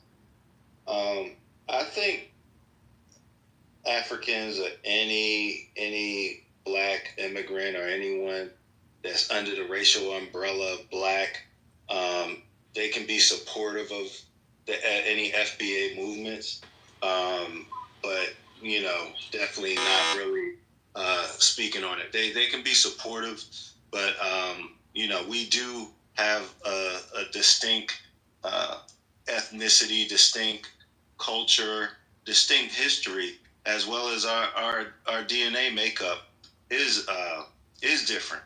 So it's funny how Asians can recognize, like, hey, a Korean, we different than Japanese, we different than Filipino, but they're under the same racial umbrella. But when we do it, it's like, I don't know why there's an issue. Typically, if, people in a room, you got a Jamaican, you got a Nigerian, you got an Ethiopian, they cool. They understand, they have distinct culture. Yeah. They're not the same, and they can be supportive of one another. But I don't know why there's an issue when Black Americans do that. So, yeah, those are my thoughts. Whoever with us, they with us. We down with them. Whoever's not, you might as well be a white, an enemy. Like, just the fact that you have the same, skin color as us, or you might be melanated, that gives you no grace. Because shit, I can have a cousin of mine that if he's anti-black, he's fucking dead to me. You know what I'm saying? Yeah, I agree. I agree with everything you said, Black. Everything you said was reasonable. Every single thing you said was reasonable. So I don't disagree with anything that you said. It's illogical for you to believe that we came from you when you guys weren't having children and sending your children overseas in the slave trade. Nigga, we might have been your brothers or a tribe that didn't really necessarily fuck with you, that lived 30, 40 miles away from you guys, right? Nigga, we were there at the same time you niggas was there. If not before you guys went there to West Africa, right? I've heard this. Y'all sent those people away. So we're not your little brothers. We didn't come from you. Nigga, we existed at the same time in Africa as you did. You're not descendants of before you niggas did. American slaves. So you also, really quickly, you also don't speak for the migration patterns that occurred. For example, there used to be what you call tribal raids. So they would start raiding in East Africa and walk people all the way over to the West Coast. It would sometimes take 2 years, right, to make it across. So there's a lot of shit that they're not talking about. Like, we're not the same people, bro. Also, if we go back to 1492, King, the Native American slave trade, they shipped natives all over the world, even to Africa as well. So there is no distinct lineage or bloodline anymore. We're all mixed up. Okay, Coochie, how much Igbo percent are you? Did you say 85%? 85%. Shout out to 23 and me. I bet you, Coochie, if we did the same test for V4, he would be the same. Oh, you have my test. He might be hell less than me. Cause I don't get it. Gucci, I look like Jazzy. I've seen Jazzy. Jazzy is definitely around the 75 to 85%. But you're wrong. I don't even have an African nose. I know. Like, show us your test. I just did these 2 Ugandan girls' hair the other day, nigga. We're not the same. Hold on. Nigga, I'll show you my hair that's growing out my scalp. I don't need to see your hair. We not the same. I want to see your test. No, hell no. Exactly. Listen to me. This is why the hair alone is people, nappy bro. headed I'm niggas. sorry. Y'all Y'all got some Nigerians a new y'all country. got It's some all about white people. motherfucking Negro. You got some full fucking. I don't know what Nigerian is found about white people. King, come on, man. You're getting triggered. Real quick, I don't know whether this guy's trolling or I'm just trolling, Black. I'm just trolling. He is. That's all like, you need to relax. She know I'm trolling. She know. Yeah, he trolling with the truth, though. He trolling with the truth. I am trolling with the truth. It's an amalgamation. You know, there were people here way before Columbus. There were people, you know, that do have, regardless of. See, this is what gets me, right? Because I, you know, in real life, you know, I got some African friends and shit, mentees and shit. It's almost as if they trying to tell us what our heritage is, what our lineage is, right? And that shit is so weird to me that they might have read or have been taught something in an obscure book that was passed down by the Daughters of the Confederacy versus what we've known, what we've studied, what we knew our great-grandparents knew from their great-grandparents. And it's almost weird, and it's actually almost disrespectful as fuck.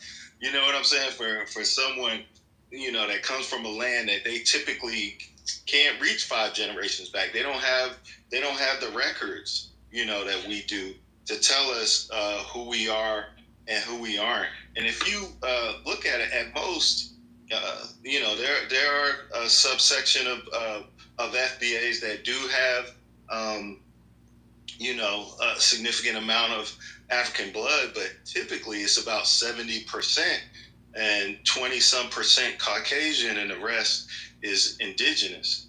But yeah, so again, you know, that whole argument is kind of weird. We to me, Black is not Black. We should be uniting on percentage. To me, let me land.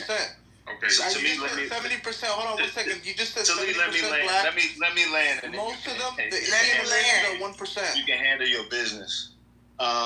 So to me, the sad thing is what we should be uniting on is dismantling discrimination and white supremacy here in America and globally. The unfortunate thing is, you know, it's like to convince somebody that still is an issue that impacts us and will impact our children is often a big plight when you're dealing with, you know, black immigrants or people from the continent. Now that's true, Black, and I would agree with that. But again, I feel like you have to, because the contention isn't that there are admixtures in some of the FBA tribe. We don't argue that. The problem is when you act like a majority of FBAs have admixtures to the point where they are more of something else more than 25%. other than African. You niggas are nappy-headed bell peppers. I know your bald-headed ass. Motherfucker, you niggas are bald-headed and nappy-headed. How the fuck you don't got no hair and it's nappy? That don't even make no sense. You don't even got no hair, and the shit that do roll look like little fucking green sweet peas, nigga. You're a peas head ass nigga. Wear that shit with honor. Wear that shit with proud. Make that black, that dark, beautiful black skin. Wear that shit with fucking honor. Yeah, nigga, I love my black skin. Wear that shit with honor. We're not the same. I looked at the Ugandan girls. They uglier than a motherfucker. We're beautiful. We don't look like them African bitches, nigga. What's wrong with you? Them hoes got hard faces. They do got nice bodies, though. I ain't gonna lie. The body was banging. But everything else on the bitch right here, motherfucking wrong. We need the boy. Own that shit, nigga. Own it. You African just like us, and nigga. Stop yelling at me, you motherfucking colonizing black bitch. You ain't shit for the colonizers, nigga. Trying to tell me who the fuck I am. Tell me where the fuck I'm from. Tell me what the fuck to eat. Tell me what the... Alright, guys. Come on now. We all... Motherfucker. Let's just get it off real quick, nigga. Damn. I like when Jazzy was going off just now.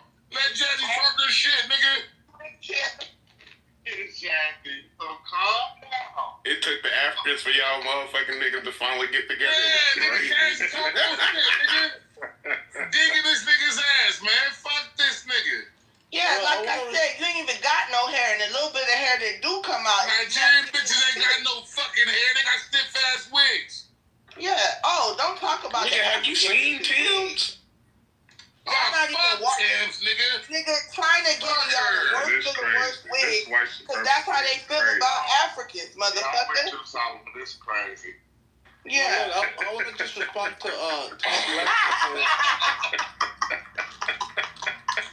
We black American, nigga. Don't ever deny who the fuck we are, nigga. You can't deny y'all wigs with the fucking atrocious, nigga. We're African, nigga, that was raised amongst us. You're welcome, nigga. At least you don't gotta shit outside no more in Nigeria, King Solomon. You're welcome. Hold on. I don't understand why y'all wear white wigs in your court system to this day. In a black-owned country, you wear white wigs. Yeah, that's because no fucking way. So black, regardless, there's a British influence, right? There's still a British influence. Here we go. We waking it up. You niggas want to be little white men. Oh, there's a British influence, right? Well, we all know Africa is conquered. When it comes to some aspects of those systems. All they countries conquered over there. You want to be little white men, huh? Yeah, look, at the end of the day, look, you can point out whatever you want to. It is what it is. It's the same thing here. The reason why you nappy-headed niggas, right? Live in projects and when you live in projects, projects are not native to black people. You niggas moved it out when the Jews moved out. Just buildings, right? You allow government. Look, we can all point to little aspects of each other's stuff. We can all do that all day. I'm saying, why do that, right? When we can just, so you're mad that we got inside we all come from the same. We all Why do that come when you come from the same place. Why do that when you can replace us? All black Africans My only contention, Jazzy. I have one contention, Jazzy. And that's that you guys like to let your less than 10% admixture. You like to latch onto that shit. That's you don't know what you latch onto the white wigs, nigga. That's it. You don't know what you talking about. This is what I don't like. Y'all don't know how DNA works, and neither do we. You want to know why? No, we do, Jazzy. My grandfather is 3 parts. He's part white, part black, and part indigenous. So then when you come down to my dad and me and blah, blah, blah, blah, blah, nigga, y'all gotta stop telling us where we're from. Stop. I know who the fuck I am. I don't need no African DNA-tologist you coming to can't tell make me up who your the fuck history, I nah. am. You're not a DNA-tologist. 95% of less than 1% Native American. You have no Native American in you, less than 1%, bro. Correct. Not Native American. Correct. Could you shut your And it's fucking embarrassing. Yo, hey. These my people right here. You're Awake. Shut your foreign fucking ass up, bitch. You sound like a fucking singing Bahamian. And you're 75% African. That's 31% DNA. Shut your These my people in here. Jamaican bobsled team having ass up. Shut your weird ass up, you heard? You're from Sub-Saharan Shut your Africa. weird ass up. We don't give a fuck. Shut your ass up. Be quiet, awake. Nigga, speak when spoken to. Go ahead, Jazzy. I'm sick of them. You have no DNA. How the fuck? Hold on. If you keep talking, I'm gonna drop you to the fucking audience where you belong. Tell me, you dirty You got bitch. this I don't care if you immigrant? fucking Nigerian Drop dirty that bitch. nigga. Oh, you know what? Let me fix this, you immigrant bitch. Yeah, fuck him. What's wrong with Nigeria, man? Yeah, he left because he knows Look, stuff. at the end Now, of the like I day, was saying, it's so disrespectful to tell someone that because their skin is black and they're American from the South, that they have to be a product of a bitch walking off of a slave ship. I'm more than that. I'm much more than your dirty, bald-headed ass. I'm much more than who you are. Matter of fact, I'm probably less of who you are than who I am. but are you? Yes. I disagree. So Is that your truth or the truth? Coochie just black as shit because nobody wanted to sleep with his ancestors, nigga. Jazzy, Nobody wanted to fuck his ancestors, nigga. Hold on. So Coochie black as shit. Jazzy is my ancestor, so at the end of the day. You said that, so Jazzy's your ancestor. There you go. Listen. Jazzy's your ancestor. I'm pure blooded. I'm pure blooded. Okay. I'm gonna say something, and I'm gonna just be honest. You know me, Jazzy. I'm gonna be honest. When you look at Jazzy, because I've seen her, Jazzy looks like a typical Nigerian woman. That's a you fact. look like a typical. You look like a Dami Lola. You look like a Dami Lola. That's what you look like, Jazzy.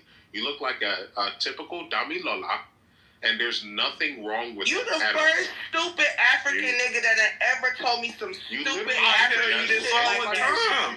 You're the first. You do, Jazzy. Bro, I'm just being honest. Y'all niggas got white boy Shante Igbo Waitings, nigga. Shut up, nigga. You said that white boy you niggas don't motherfucking embrace y'all motherfucking bloodline. They choose. Yeah, they want to. Y'all got white boys wearing Igbo clothing, nigga. Shut up, nigga. I don't understand it. Yeah, I don't get it either. I don't get why they want to erase the African part. Hey, Black Coin, you damn wrong for that. American, I guess, nigga. No, before, but when you say that before, all you're really saying is you want your admixture to be who you want. My admixture is who I am, nigga. No, your admixture is not. My admixture makes me who I am. You are is a nappy-headed nigga just like me. I'm not just like you. My hair's not the same. That's what makes you down black. bad like them so They want to be outside shit. That's what makes you black. They want us to run from one country to another because our country can't act right. I agree. But remember where that nigga. You don't know nothing about it, bro. You don't know that. Remember where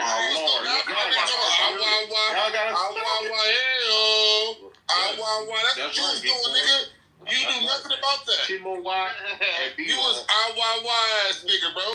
You was until last generation, nigga. Yes, I posted myself. You do nothing about the history, nigga. I look like who I look like. I don't look like your African brother. No, you're you look like a beautiful African woman.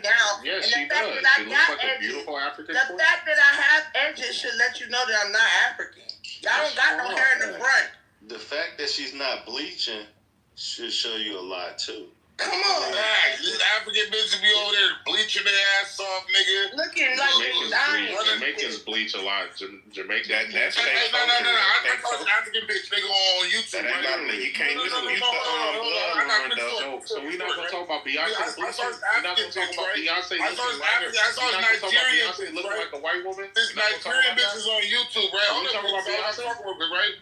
I saw this Nigerian bitch on YouTube, right?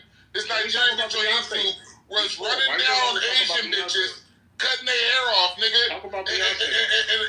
She was cutting them little Asian bitches' hair off, nigga. Exporting that shit back to Africa, nigga. There's a reason why you niggas don't want to talk about Beyonce. There's a reason why you niggas don't want to talk about Beyonce. As if Beyonce Black American, nigga. Exactly. And somehow she turned from a dark. My grandmothers are her color, nigga. So what? A white woman, but you niggas don't want to talk about. My grandmothers are her same. I'm the same color as Beyonce, nigga. Now what? You are not the same color as Beyonce, nigga. Hey, Coochie, you better let this nigga know the same color as Beyonce, nigga.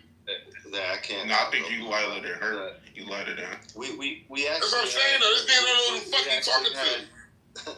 We actually had the Black Power movement, the Black is Beautiful movement, and the majority of Black people will shame the fuck out of you for bleaching in America.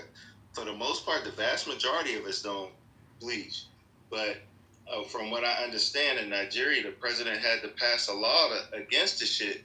And here, I just posted an article where 77% of the women in Nigeria use skin bleaching products. That bitch is trying to be so light, nigga. That bitch is ain't being black, nigga. You believe 70%? So go help out your continent, nigga. Go help out your fucking continent, nigga. Stop trying to help us out. Listen, we don't need your help, nigga. We was just fine, nigga. I would rather help out the desperate situation in Chicago. Nigga, it's not desperate over there, nigga. Chicago. You was desperate, nigga. That's why you went to Chicago. It's a desperate. Now you doing a good job over here in America. Welcome, nigga. Go it's a very desperate situation, B. See, go spend your money in peace, nigga.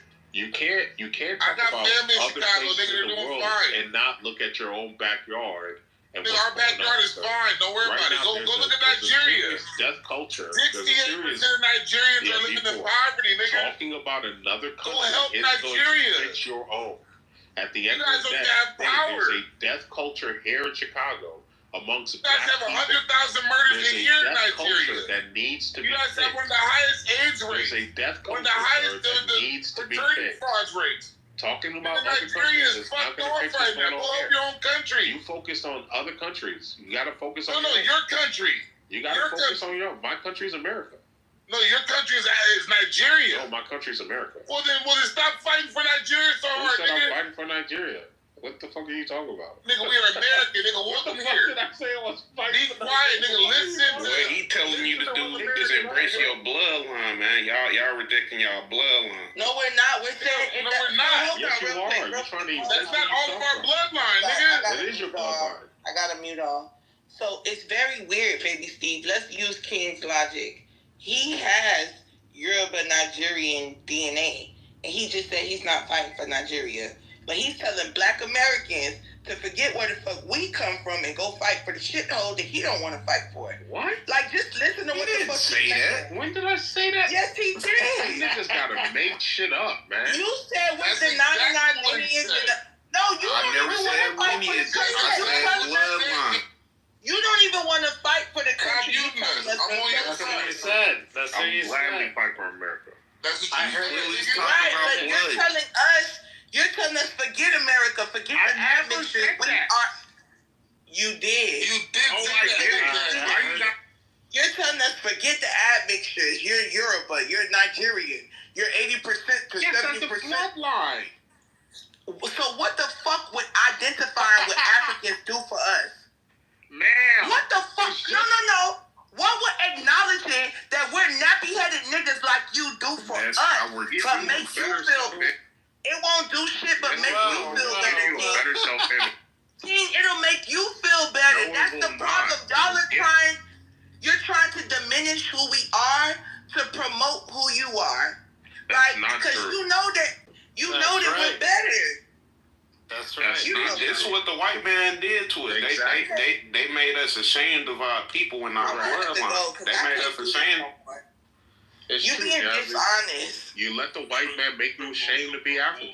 Nigga, you just said fuck Africa. We're not African. I said in terms of blood. We American. Black. I'm not You talking about said Africa fuck in terms of the Africa. continent. I'm talking about it in terms of You their said blood. fuck. I'm not, That's okay. Africa. Let me correct it. You said fuck Nigeria, but He then said you told us. Africa. Yeah, said no, Africa. no, Hey, you shut said the fuck up. Nigeria. That's what you just said. I heard Your you say people that. are the people that got Jazzy and this fucking idiot before. I Talking didn't the do way anything. they What are are. you talking about? I didn't do anything. He's Your people are Peruvian. the ones He's who not even support doing black it. people. They're not black. I was born in New Jersey. What are you talking about? Peruvian. Faggot. I'm from Los Angeles, bitch ass nigga. Yeah, I we ain't know. from no I fucking think Yoruba I'm land. Mexican, man. I think that's your admixture. Before. So my thing, Jazzy, right, is I'm only talking like Coochie. I'm only talking about. That's not even a race. I It's am about not race. talking about culture. I am not talking about nationality. I wasn't allowed to Italian Jerseyans. I'm only talking about bloodline. I'm only talking Said, about right, genetics. okay, so That's it. then, all right, bloodline, this is what I'm saying. Y'all want us to acknowledge it. It's almost like when the Jews Yeah, that's who you said, are. hold on, no, be quiet. Fuck. It's almost like you're not black if you don't vote for Joe Biden. No, nigga, I'm still gonna be a black American whether I'm fully Igbo, Yoruba, or not. I am not the same as you. I don't give a fuck what you say. I'm not these other niggas in Chicago that you grow up with, nigga. I'm a different black bitch.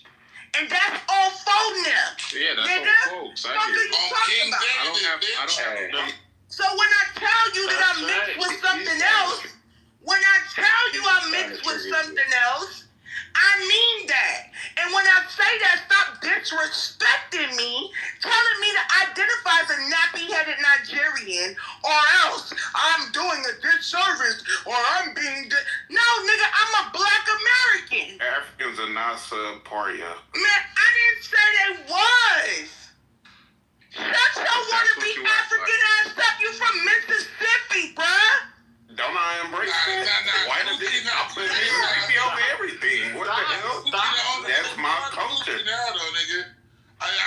Gucci, nigga. Well, fuck Gucci. That's my That nigga's motherfucking Nigerian culture, now. nigga.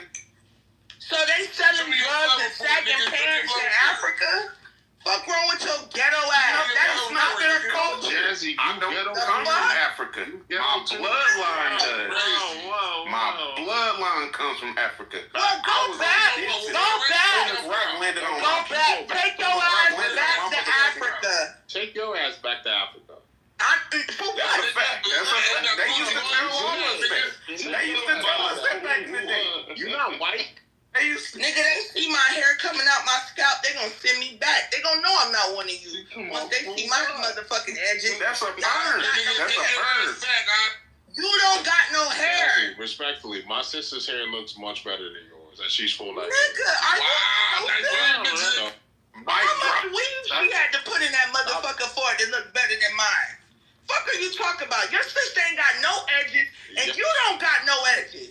yes, she The does. fuck? It's her Now hair you is done, much. now you done made your sister catch a stray for no Her fucking hair is reason. better than Fuck would you bring your sister up for, nigga? You know I'm a dog her nappy because headed she ass has out. better hair than The you. fuck?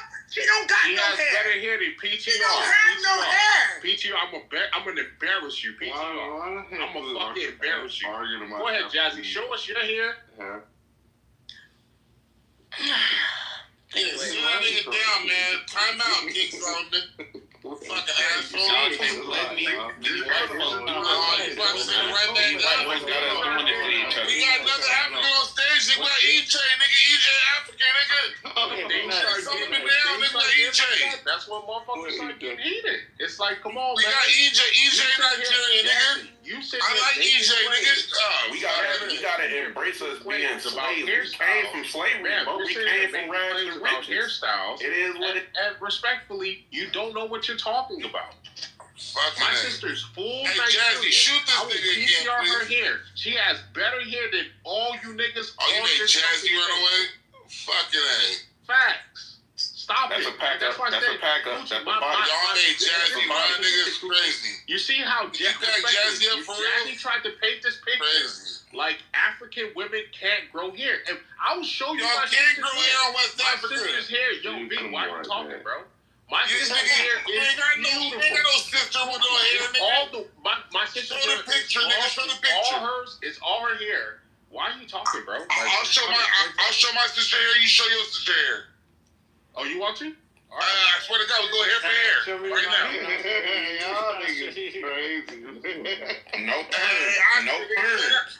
We want to see this hair with no perms, because we know black women be getting perms at the age of Let's 4. do hair for hair, my nigga. Let's do it. Let's do it. I'll show my sister. You show yours. I am. I got you. Nah, you don't have to show your sister. No, nigga, it don't matter. Nigga, my sister hair. She good, nigga. My sister good, nigga. Relax. Show where? Where's it at? Why I gotta get the picture? Why I go to her Instagram? Nigga, relax. Yeah, calm down. Relax. Calm down. My sister, Relax. Nigerian. The world will keep spinning with her. Relax, nigga. This my blood sister too, by the way. My sister, You don't understand what's going on, David. You don't know what's going on. Same mother, same father. Why you gonna leave? This is my blood sister. Same mother, same He's father. showing hair now. And she's Right. 100%. And I'll show you my nephew too. This better be perm free, nigga. This better be perm free. Just sister. I don't want to see no nephews. Just I'll sister. show you both, but it don't matter to me. I already been documented, nigga. I'm here. While we waiting on that picture, That's right. That's right. Hey, King, real Let's go, quick. buddy. Did Kazi pay you that bread? No, he never. Hell no, he know But we ran him off the app though. We ran a big ass room on that nigga. Yeah, Oscar had a big. It was almost 8 hours. Wait, Oscar had an 8 hour room. is it Oscar's fault? We fucking No. yeah, it was Oscar's room. We It's fucking not my fault. cooked that nigga. That motherfucker said Bitcoin is What's gonna up, go to below 40,000 Yeah, he said 14,000. Yeah. by January the 1st. What's up? I wish it did though. I would have bought the dip. No, it couldn't have. It couldn't I have knew it done couldn't that. have though, but I mean, I wish it did though. If it did, I got one bad picture of my little sister though, right? But I'll go and post it up real quick. I got Okay. one bad picture of her though. Just post the hair. You don't Hold on. That's a real hair though. And she got hazel eyes for real too though. Don't put it up That's yet. real eyes, by the way. Hold up. Don't put it up, because I'm still finding mine her. up already, nigga. It's my little sister right here. My little sister already. This is my blood little sister, my nigga. That's my wife. Hold up. Well, I put mine up though. It's my blood little sister in her hair, nigga. Okay, I found my sister. Her real skin color, her real eye color, nigga, her real hair. Hey, She mixed with a lot of. In Africa with blue eyes, like No, black it's not. people. That's a What do you mean myth. she mixed That's with a a lot myth. of shit, baby? See, you sound Oh, crazy. no, that's a myth. That's not a natural African woman. I promise you, she's not nigga. V4, your sister, you guys are big. You guys are actually mixed. I need to call You her. guys, so PTR, this is my sister, 100% Yoruba Nigerian. That is all her hair. My sister got better hair than you, nigga, than your sister, nigga. All of her hair is her. My sister's hair is my hair, nigga. 100% Nigerian. No admixture. No That's a real black woman right there. That's a real black woman right there. The point is, I'm a hairstylist. don't mix That's the not, point. that's not your sister hair. Don't mix the point. That's her hair. That's Don't her mix hair. the point. The All point right, here I'm is, out of here. the point here is, My little Jazzy sister, that's and my others- little sister. Yeah, Jazzy and others try to run. make it like Jazzy and others try to make it like Africans can't. That's grow my real hair. sister right there, That's my the blood point. relative. That is you have admixture. You can tell. Your sister's We've been mixed. trying to tell you Your ass this. sister's mixed. We've My been trying sister's to not tell mixed. you goofy My ass sister shit, is nigga. 100% You said you were Nigerian. My You sister said is you were fucking Nigerian, 100% Nigerian. This stupid No ass shit, nigga. admixture. There's no We not like admixture you, with not my like sister. us. My sister has no admixture. She doesn't have any white in her. She's 100% Nigerian. That's the point here. That's the point. She is 1,000% Nigerian. And that's all her fucking hair. She grew that motherfucker by herself. She took care of her hair, all that shit. So I hate it when y'all make it like African women or black women can't grow hair. It's a lie. It's a fucking lie. We know it's a lie. Like, what are you talking about? Before, respectfully, sir, you're mixed. That woman that's in your PTR is that's not a full black woman. That is a mixed That's woman. a full black woman right there. That is a. I told you you're not like us. You're not like we us. produce these types All of because y'all we're can see not the different Igbo. all y'all We're can not see the different Yoruba. We This is- are a this is black 100%. indigenous tribe that was This is in 100% America Yoruba woman. well before the 1500s, well before the 1400s, This is a 100% well before. African woman. They have lied to you about You can blackness. see all her hair. Blackness is not Her an hair is African beautiful. Nigerian monolith. Blackness appears in different ways. Welcome to the real world. No, King. Jazzy, that's what you Get need out to of your get out of your need to understand. Yo, King, get out your eugenicist. No, you mindset. need to get out of your You're a Genesis ass eugenicist. fucking mindset. You're saying This is things a that don't make 100% sense. Like Nigerian all woman black people with come all from her Africa. hair. You sound retarded. Because you part You white. sound which is retarded. not- I'm gonna show you my you're a mama nigger. next You're video. All a life nigger, comes. Jazzy. You know what? By your logic. Hold up. Yo, why are you so triggered? Let You me look talk. just like any African woman, man. By your logic, all life comes from Yes, that's true. Okay, so then stop it. All right, Then we all the so same. no, embrace it. Embrace Right? what? Embrace it. I started in America. I'm not going back to where my ancestors came from to say that's what I am. You sound That's stupid as fuck. insane. That's insane on your part, though. All right, Oscar, I'm leaving. Stop trying to make me come back to this dumbass room. I don't want to talk about this shit no This more. is a 100% Nigerian woman. She has all her hair, and it's beautiful, and it's long. This idea that black Africans can't grow hair, it's white supremacy. It is white supremacy. They Bro, you will never win this Jazzy thing, believes because that the reason why we've she been can trained grow hair, to think Jazzy that believes, black hold is on, I ugly, want to bro. make this very clear. They not like Jazzy us. believes the They reason not why like she can us. grow hair is because of her admixture. That's what the contention is. She's trying to make it like, oh, it's because I got Indian in me, or oh, I got this in me. That's why I have beautiful hair. Fuck out of here. That's white supremacy. That's exactly what it is. That's exactly what it is. Look at this woman in my piece. This is my baby sister. Baby fucking sister. That's all her fucking hair. And it is beautiful. You better not ever go to sell black woman. To any bitch that talk to me, they in love, just Make sure you have the book. Hey, West Coast, nigga. West Side, Solomon, nigga. Los Angeles, nigga. Understand where we from, nigga. You're not like us, nigga. I love it. You're not like us, nigga. I'm from Los Angeles, nigga. Why you trolling like a bitch? Ain't you tired? Trying to strike a chord. Why you trolling like a bitch? Ain't you tired? Wait, now before. Now I gotta be honest with you. You're not gonna like the next generation, bro. I'ma love it. No, because the next generation of blacks are not gonna be per FBA. They wasn't pure nigga. What do you think FBA is? FBA is Foundation FBA of is Black a mixture Americans. already, nigga. Are you stupid? Yeah, okay, so the next dumb nigga. FBA, man. Okay, so I'm telling you. Listen, the next FBA is indigenous, European, I get it. and black combined, nigga. But now let me tell you.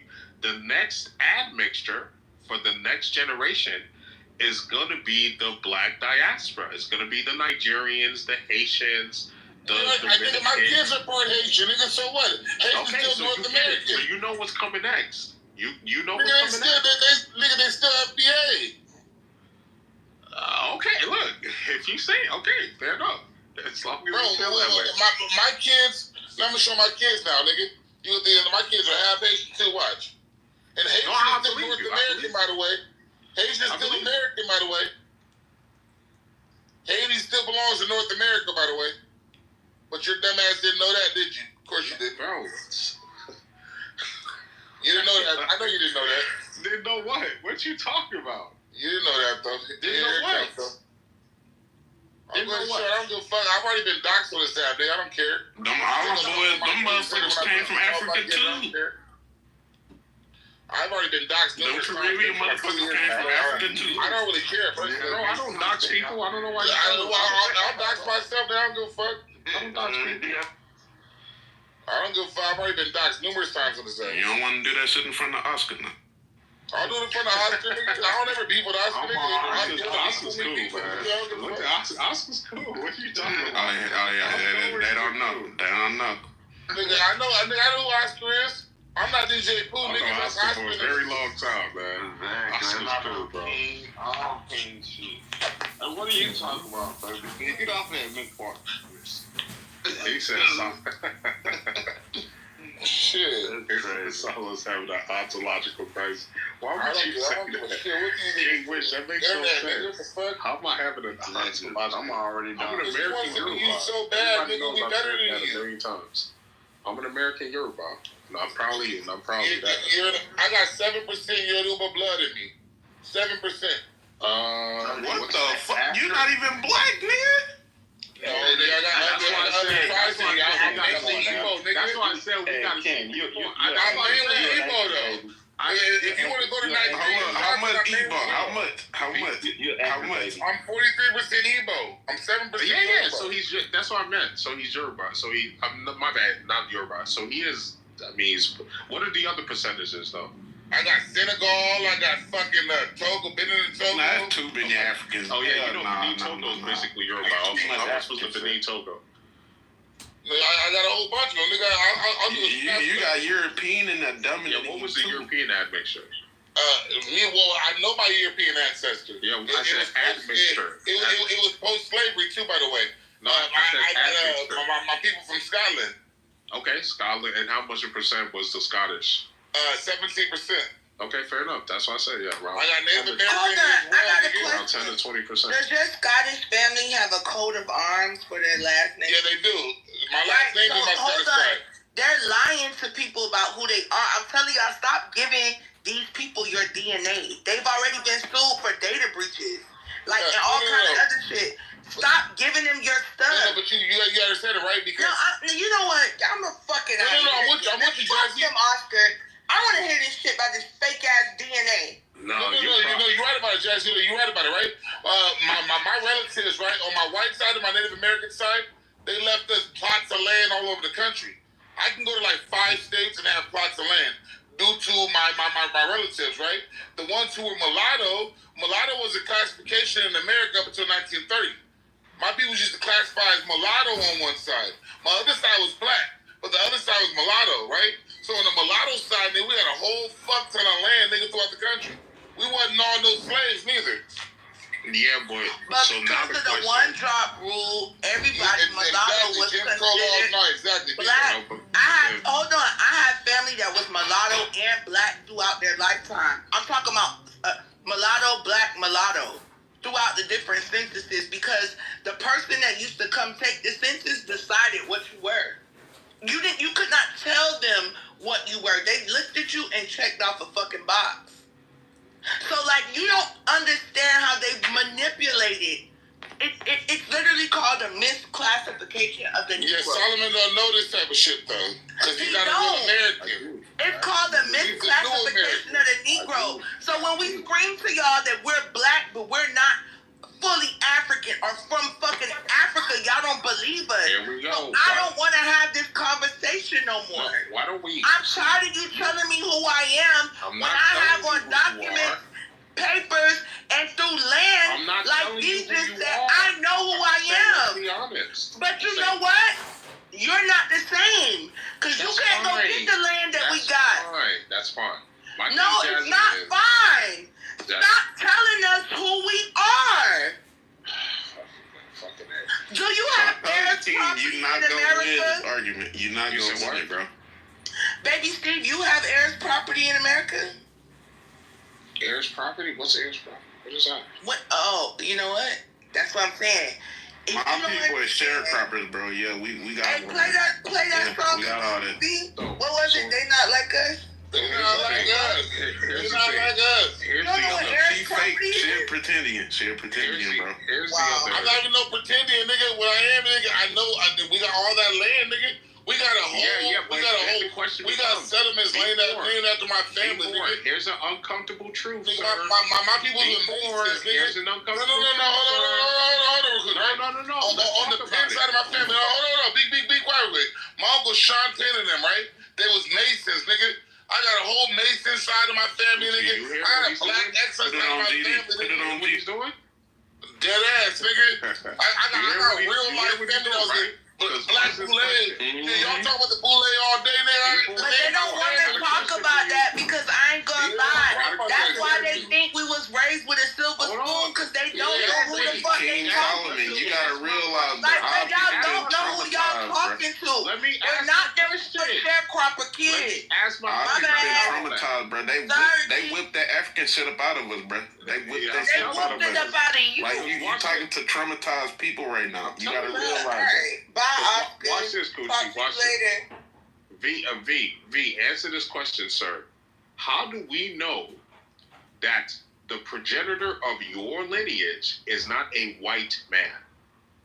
Because I know for a fact for myself, right? Is because I know I trace my bloodline. My grandmothers were the ones with all the admixture, right?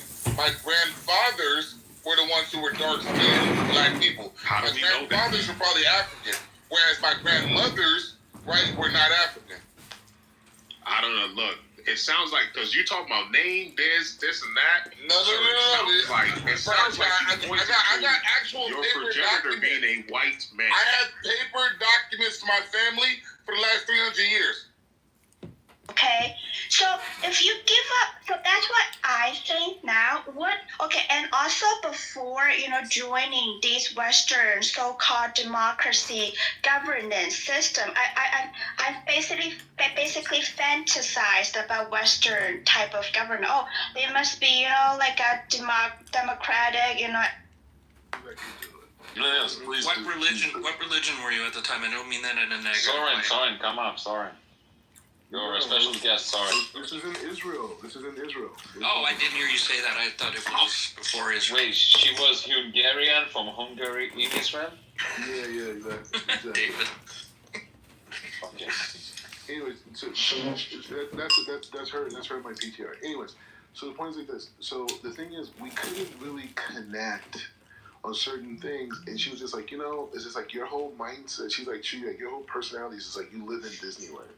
And I'm like, what do you mean I live in Disneyland? She's like, everything with you is dreams and gold and lids and blah, blah, blah.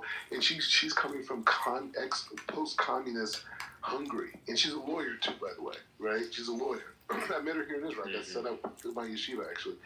And anyway, so we couldn't connect. So her mindset is like Disneyland, right? So that's how she saw me. Like, you know, she was just like, you know, like everything for you is just thinking her. She saw you like a Disneyland prince? No, there's like someone who didn't live in reality. You know what I mean? Like the things I wanted to do and this and my vision. Become the president. Yeah, you know, I didn't tell her that. But the point isn't dreaming a good quality? Right? Like, don't most people want dreamers, have ambition? Not people. People from Americans get it, right? And they get it. And the girls that I met from America want that, right? But someone from, not only was she from Hungary, she was from a city called Budapest, which is like on the outskirts of Budapest, and it's like a really like, tough area. You know about this? Really what? Oz is what? Really what? What do you mean? What are the chances? Do you know people from Oz? No, like Oz, like the no, it's not Wizard of Oz. Yes. Wait, was this? Is this near Buda or Pest? Which side of the river? I don't know, man. I've never been there. I have a friend of mine who's actually an African American guy. I went to yeshiva. He lives in Budapest now. He's like there. Anyways, but it's an interesting place. But the point is just saying. So she didn't understand it. So that. I was like raised as a child to see myself being able to accomplish anything. You know what I mean? Like that's how I was raised, right? No, I don't know what you mean. What do you mean? That's why I said Americans dream. Anything's possible. While the rest of us got beat, Black Rabbi was told, "No, you deserve everything that's given to you, Black Rabbi." Yeah, exactly. Mm-hmm. So I grew up in that type of environment. So when we were kids, I remember another funny story. So the first let me see who's in this room. All right, I don't think I'm snitching on myself too much. Anyways, so the first African American girl I ever dated was after I converted to Judaism, right? Because I didn't grow up around any African American. I didn't grow up around. There was one black girl. There was one black girl in my high school class named Keena Bell, and she was not into me. But anyways, so this pictures, Black Rabbi picture. For educational purposes, of course. You know what? I think actually I could put a picture. That girl I don't have saved in my thing. But anyways, but the point is just saying like this. It's just saying that she even thought my mindset, because I was telling her in LA, I was like, yeah, I want to move to Israel and I want to study in yeshiva. And she was like, what? Why? What do you mean? You know. So I've always done things that people were like, what are you talking about? Or even me running for U.S. Congress. Like, people were like, what do you mean? Like, you worked in Hollywood. Like, what are you talking about? U.S. Congress. Like, you know what I mean? And even when I was in Hollywood, people were like, oh, I told you, I'm going to do a movie. I'm going to do these things. They're like, well, what do you mean? So the thing about me running for president... What's the next thing? President 32. I mean, I have to have kids. I need to have kids. I mean, that's like the next big thing. It's like having kids. But... Yeah, but what's the next thing that's... Not obvious. I don't know. I just wanted to keep spreading a lot of Torah in the world. How many kids do you want to have? Whatever God wants me to have. You know, I mean, the Torah says I have to at least have a boy and a girl. You know what I mean? Yeah. The Torah says that, and what if you don't? Where does the Torah say this? What happens to people who have Talmud, I believe. They burn in hell. They burn in hell. I don't know what happens. You didn't fulfill the mitzvah. It's a big mitzvah. The Torah says in the beginning, it says it gives Adam the commandment of Puravu, right, to be fruitful and multiply. Mm-hmm. So true, but Puravu doesn't speak about that. No, but this I learned when I got to my first year in yeshiva in Jerusalem. I asked the rabbi, that was one of the first questions I asked, because I said, if I had, like me and my wife, do we have to have 3 kids, because 3 divided by 2 is 1.5, because if we just have 2 kids, it's be fruitful and replace. So that doesn't sound like that's a good thing, because when I and my wife die, there'll just be 2 Jews left. And the rabbi said, no, it's to multiply the Adam and Eve, so to create a boy and a girl. Anything beyond that, is wonderful and is great, but the minimum halakhic requirement, so if you have 2 boys, you got to keep on trying to get at least a boy and a girl. So you got to have 2 boys and a girl. Multiply by 1. No, multiply the unit of Adam and Eve, a boy and a girl. Not multiply mathematically what I was thinking. 3 divided by 2 is 1.5. No, it's 2 divided by 2 is 1. Right? Does that make math? Either way, Jakob, you make it too complicated. But no, I'm not. I'm just trying to explain it so that, he was asking the question. No, it's okay, it's okay. He understood it. He's not complaining. I understood, yes. There's some opinions that also say you can have 2 boys, right? Yeah. You have 2 boys that also fulfills the consensus. Fair enough. But the point is just saying, so that's that. But I mean, like, for me, like, I just see life as like a very exciting thing, and I truly believe that anything is possible. Anyone could do. Is it a challenge for you, Mordechai, in your 40s? You want to have the kids? So I mean. Come on. No, just a challenge. I'm not saying it's impossible. I think it's more of a challenge to a woman to conceive at 40, but not for a man. Yeah, but the 78-year-old rabbi that had a baby with his year-old wife. That was wonderful. Yeah, that's true. Yeah, he was. The video? Dancing around? Elon Musk had his son, and he's like, I don't know. Why he's rich? How old is he? So what? Money doesn't has nothing to function of money.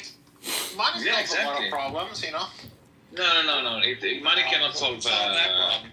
Doesn't solve that problem. Right. Well, exactly.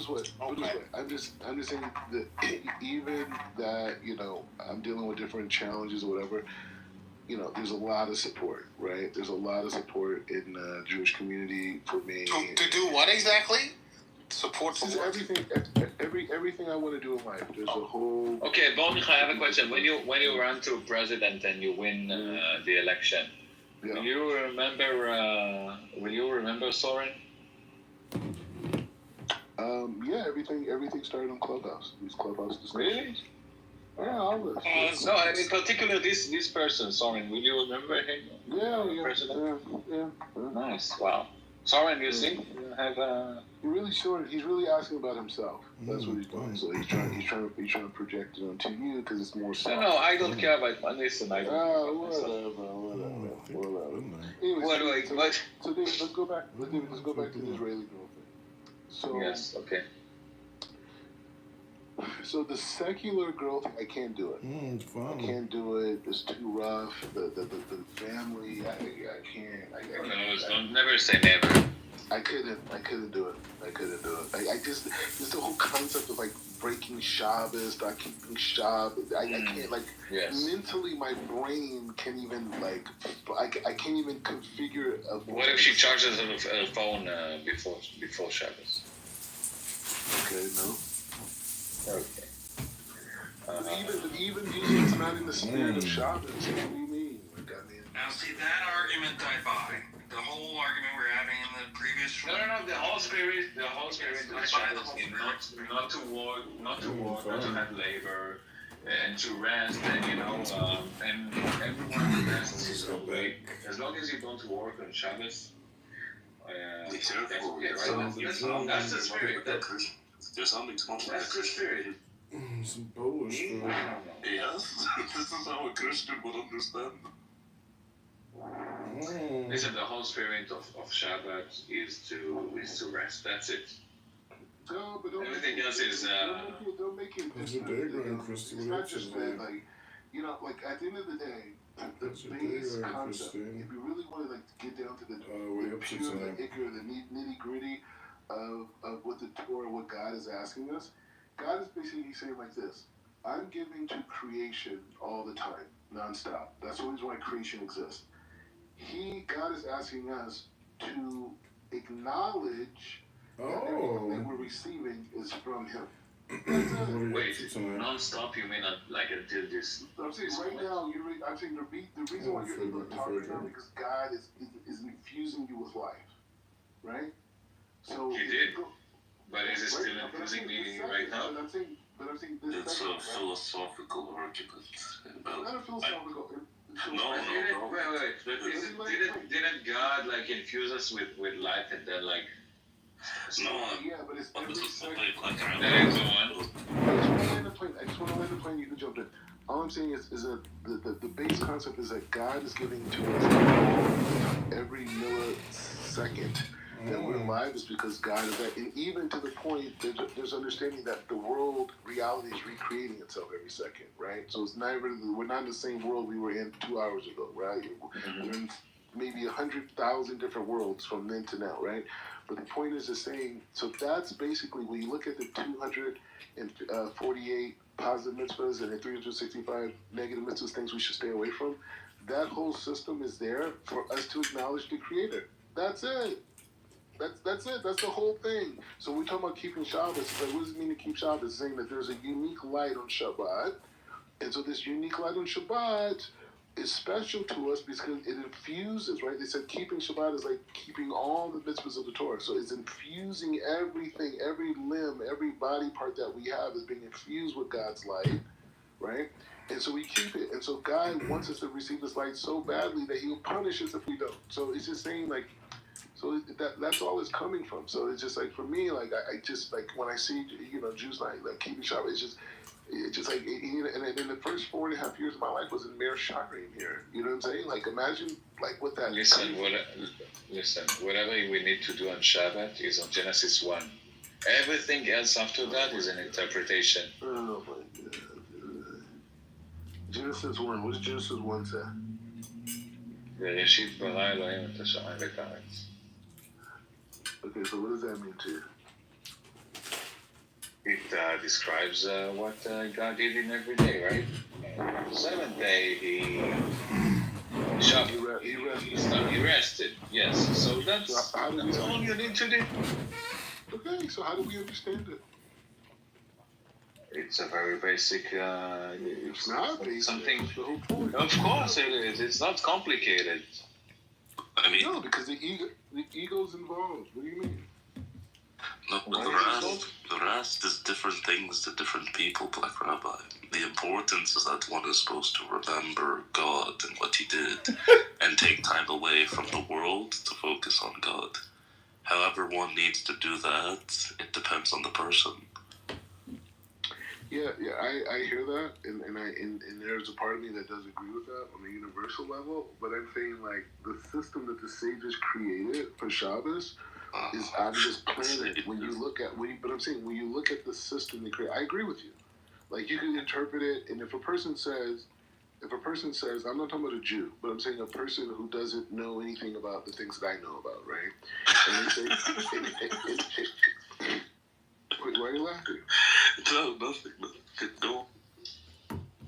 Well, anyways, so the point is saying, like, if a guy... Okay, I have a question, Black Rabbi. Question. Sorry for reflecting. Do you believe in aliens? In aliens? Yeah. Like things that live on other planets? No. Okay. I mean, originate from other planets, maybe. Because I'm from LA. When you say aliens, that could mean like Mexicans coming over the border. No, like extraterrestrial. Extraterrestrial? Yeah, of course. Yeah, you do. Mm-hmm. Actually, what does the Bible say about that?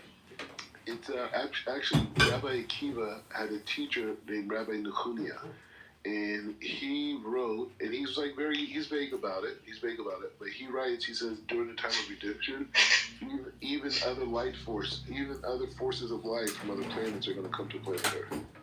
No way. When the Mashiach comes. He said, yeah.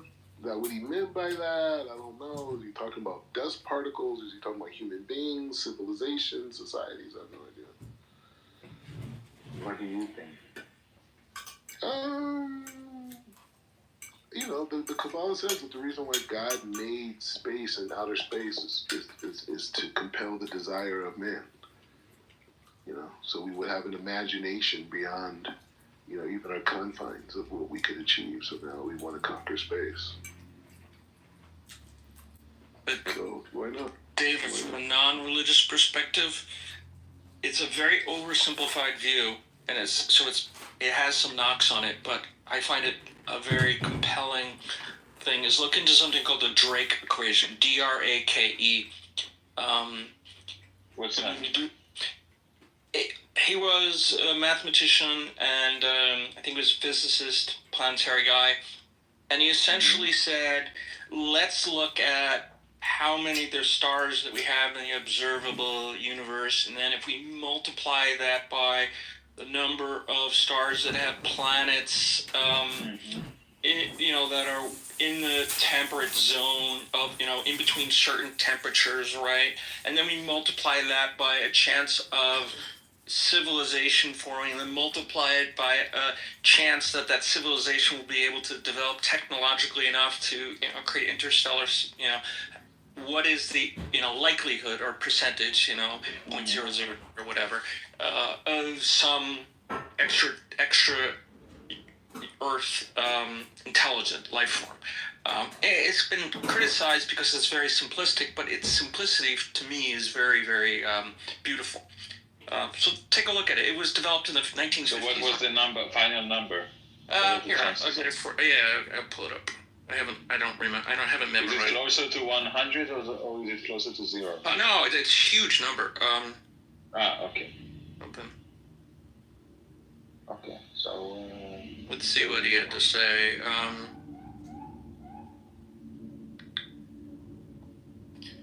Mordechai, how do you define mazakin? Listen, Soren, your pronunciation of Hebrew is horrible. What does he say? Mazakin. What is mazakin? Mazakin, yeah. I think he already tried to say something in Hebrew like a few hours ago. Mazakin. Write it down. Yeah, but what does it mean? Do us a favor, write it down. Okay. Masachin? His calculation. Yes, mazakin, yeah. The calculation. Yes, Jacob.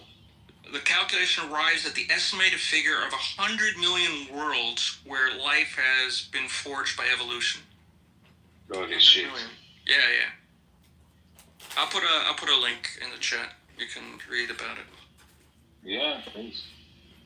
Mazikin? Elijah. What is the vehicle or transport that bring Elijah to heaven? Sorry? I couldn't even make that out. It was Prophet Elijah. Elijah. Yeah. So the verse is 2 Kings, chapter 2, verse 11. Mm-hmm. So what is the mechanism or technology that bring Elijah in that verse? I don't know. You have to write it down or something. No, I'm just curious. He's asking how God brought Elijah to heaven. Exactly. You talk about. My friend, God is all powerful. God can do that which He wishes. Yeah, exactly. Just. You talk about. It's beyond our comprehension. It's beyond our comprehension. Could it be? I mean, look. Could it be that past people have no idea what is spaceship, right? Oh my. Sure. Yeah, God sent a spaceship to take Elijah to heaven. That's fine. I think, David, you like my PTR? I think Mordechai Mazakin is probably the same as Shadi. Well, what do you just get to the he's saying like spirits. Get to the concept and then we'll work to the words. Yeah, it was not. Where is this PTR from? Gus. Is it? It could be anyway. Is it the same as Jane? Knesset or something?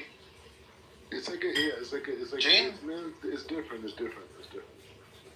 Is it from the? Wait! I got it. You don't know. I think to be honest, it's in Jerusalem. The IC. I mean, Mordechai. Congress. Something. No, it's not the Knesset. No, it's not the Knesset. It was in 2000, I think 18, and it was during Yom Ha'atzmaut. Mm-hmm. And so they did a whole big thing in the old city, and this is by the Kotel. So they had a whole big thing. So I took a picture in front of it. Nice. Is that indoors or outdoors? Outdoors. Oh, it looks like it's like indoors. Like I couldn't imagine. So there was a big rigging. There was a big rigging to hold the flag up. No, they like drifted across like the. It was like to the top of like the wall of the side of where the Kotel is. Did you go to the Kotel tunnels, Black Rabbi? Yeah, Kotel?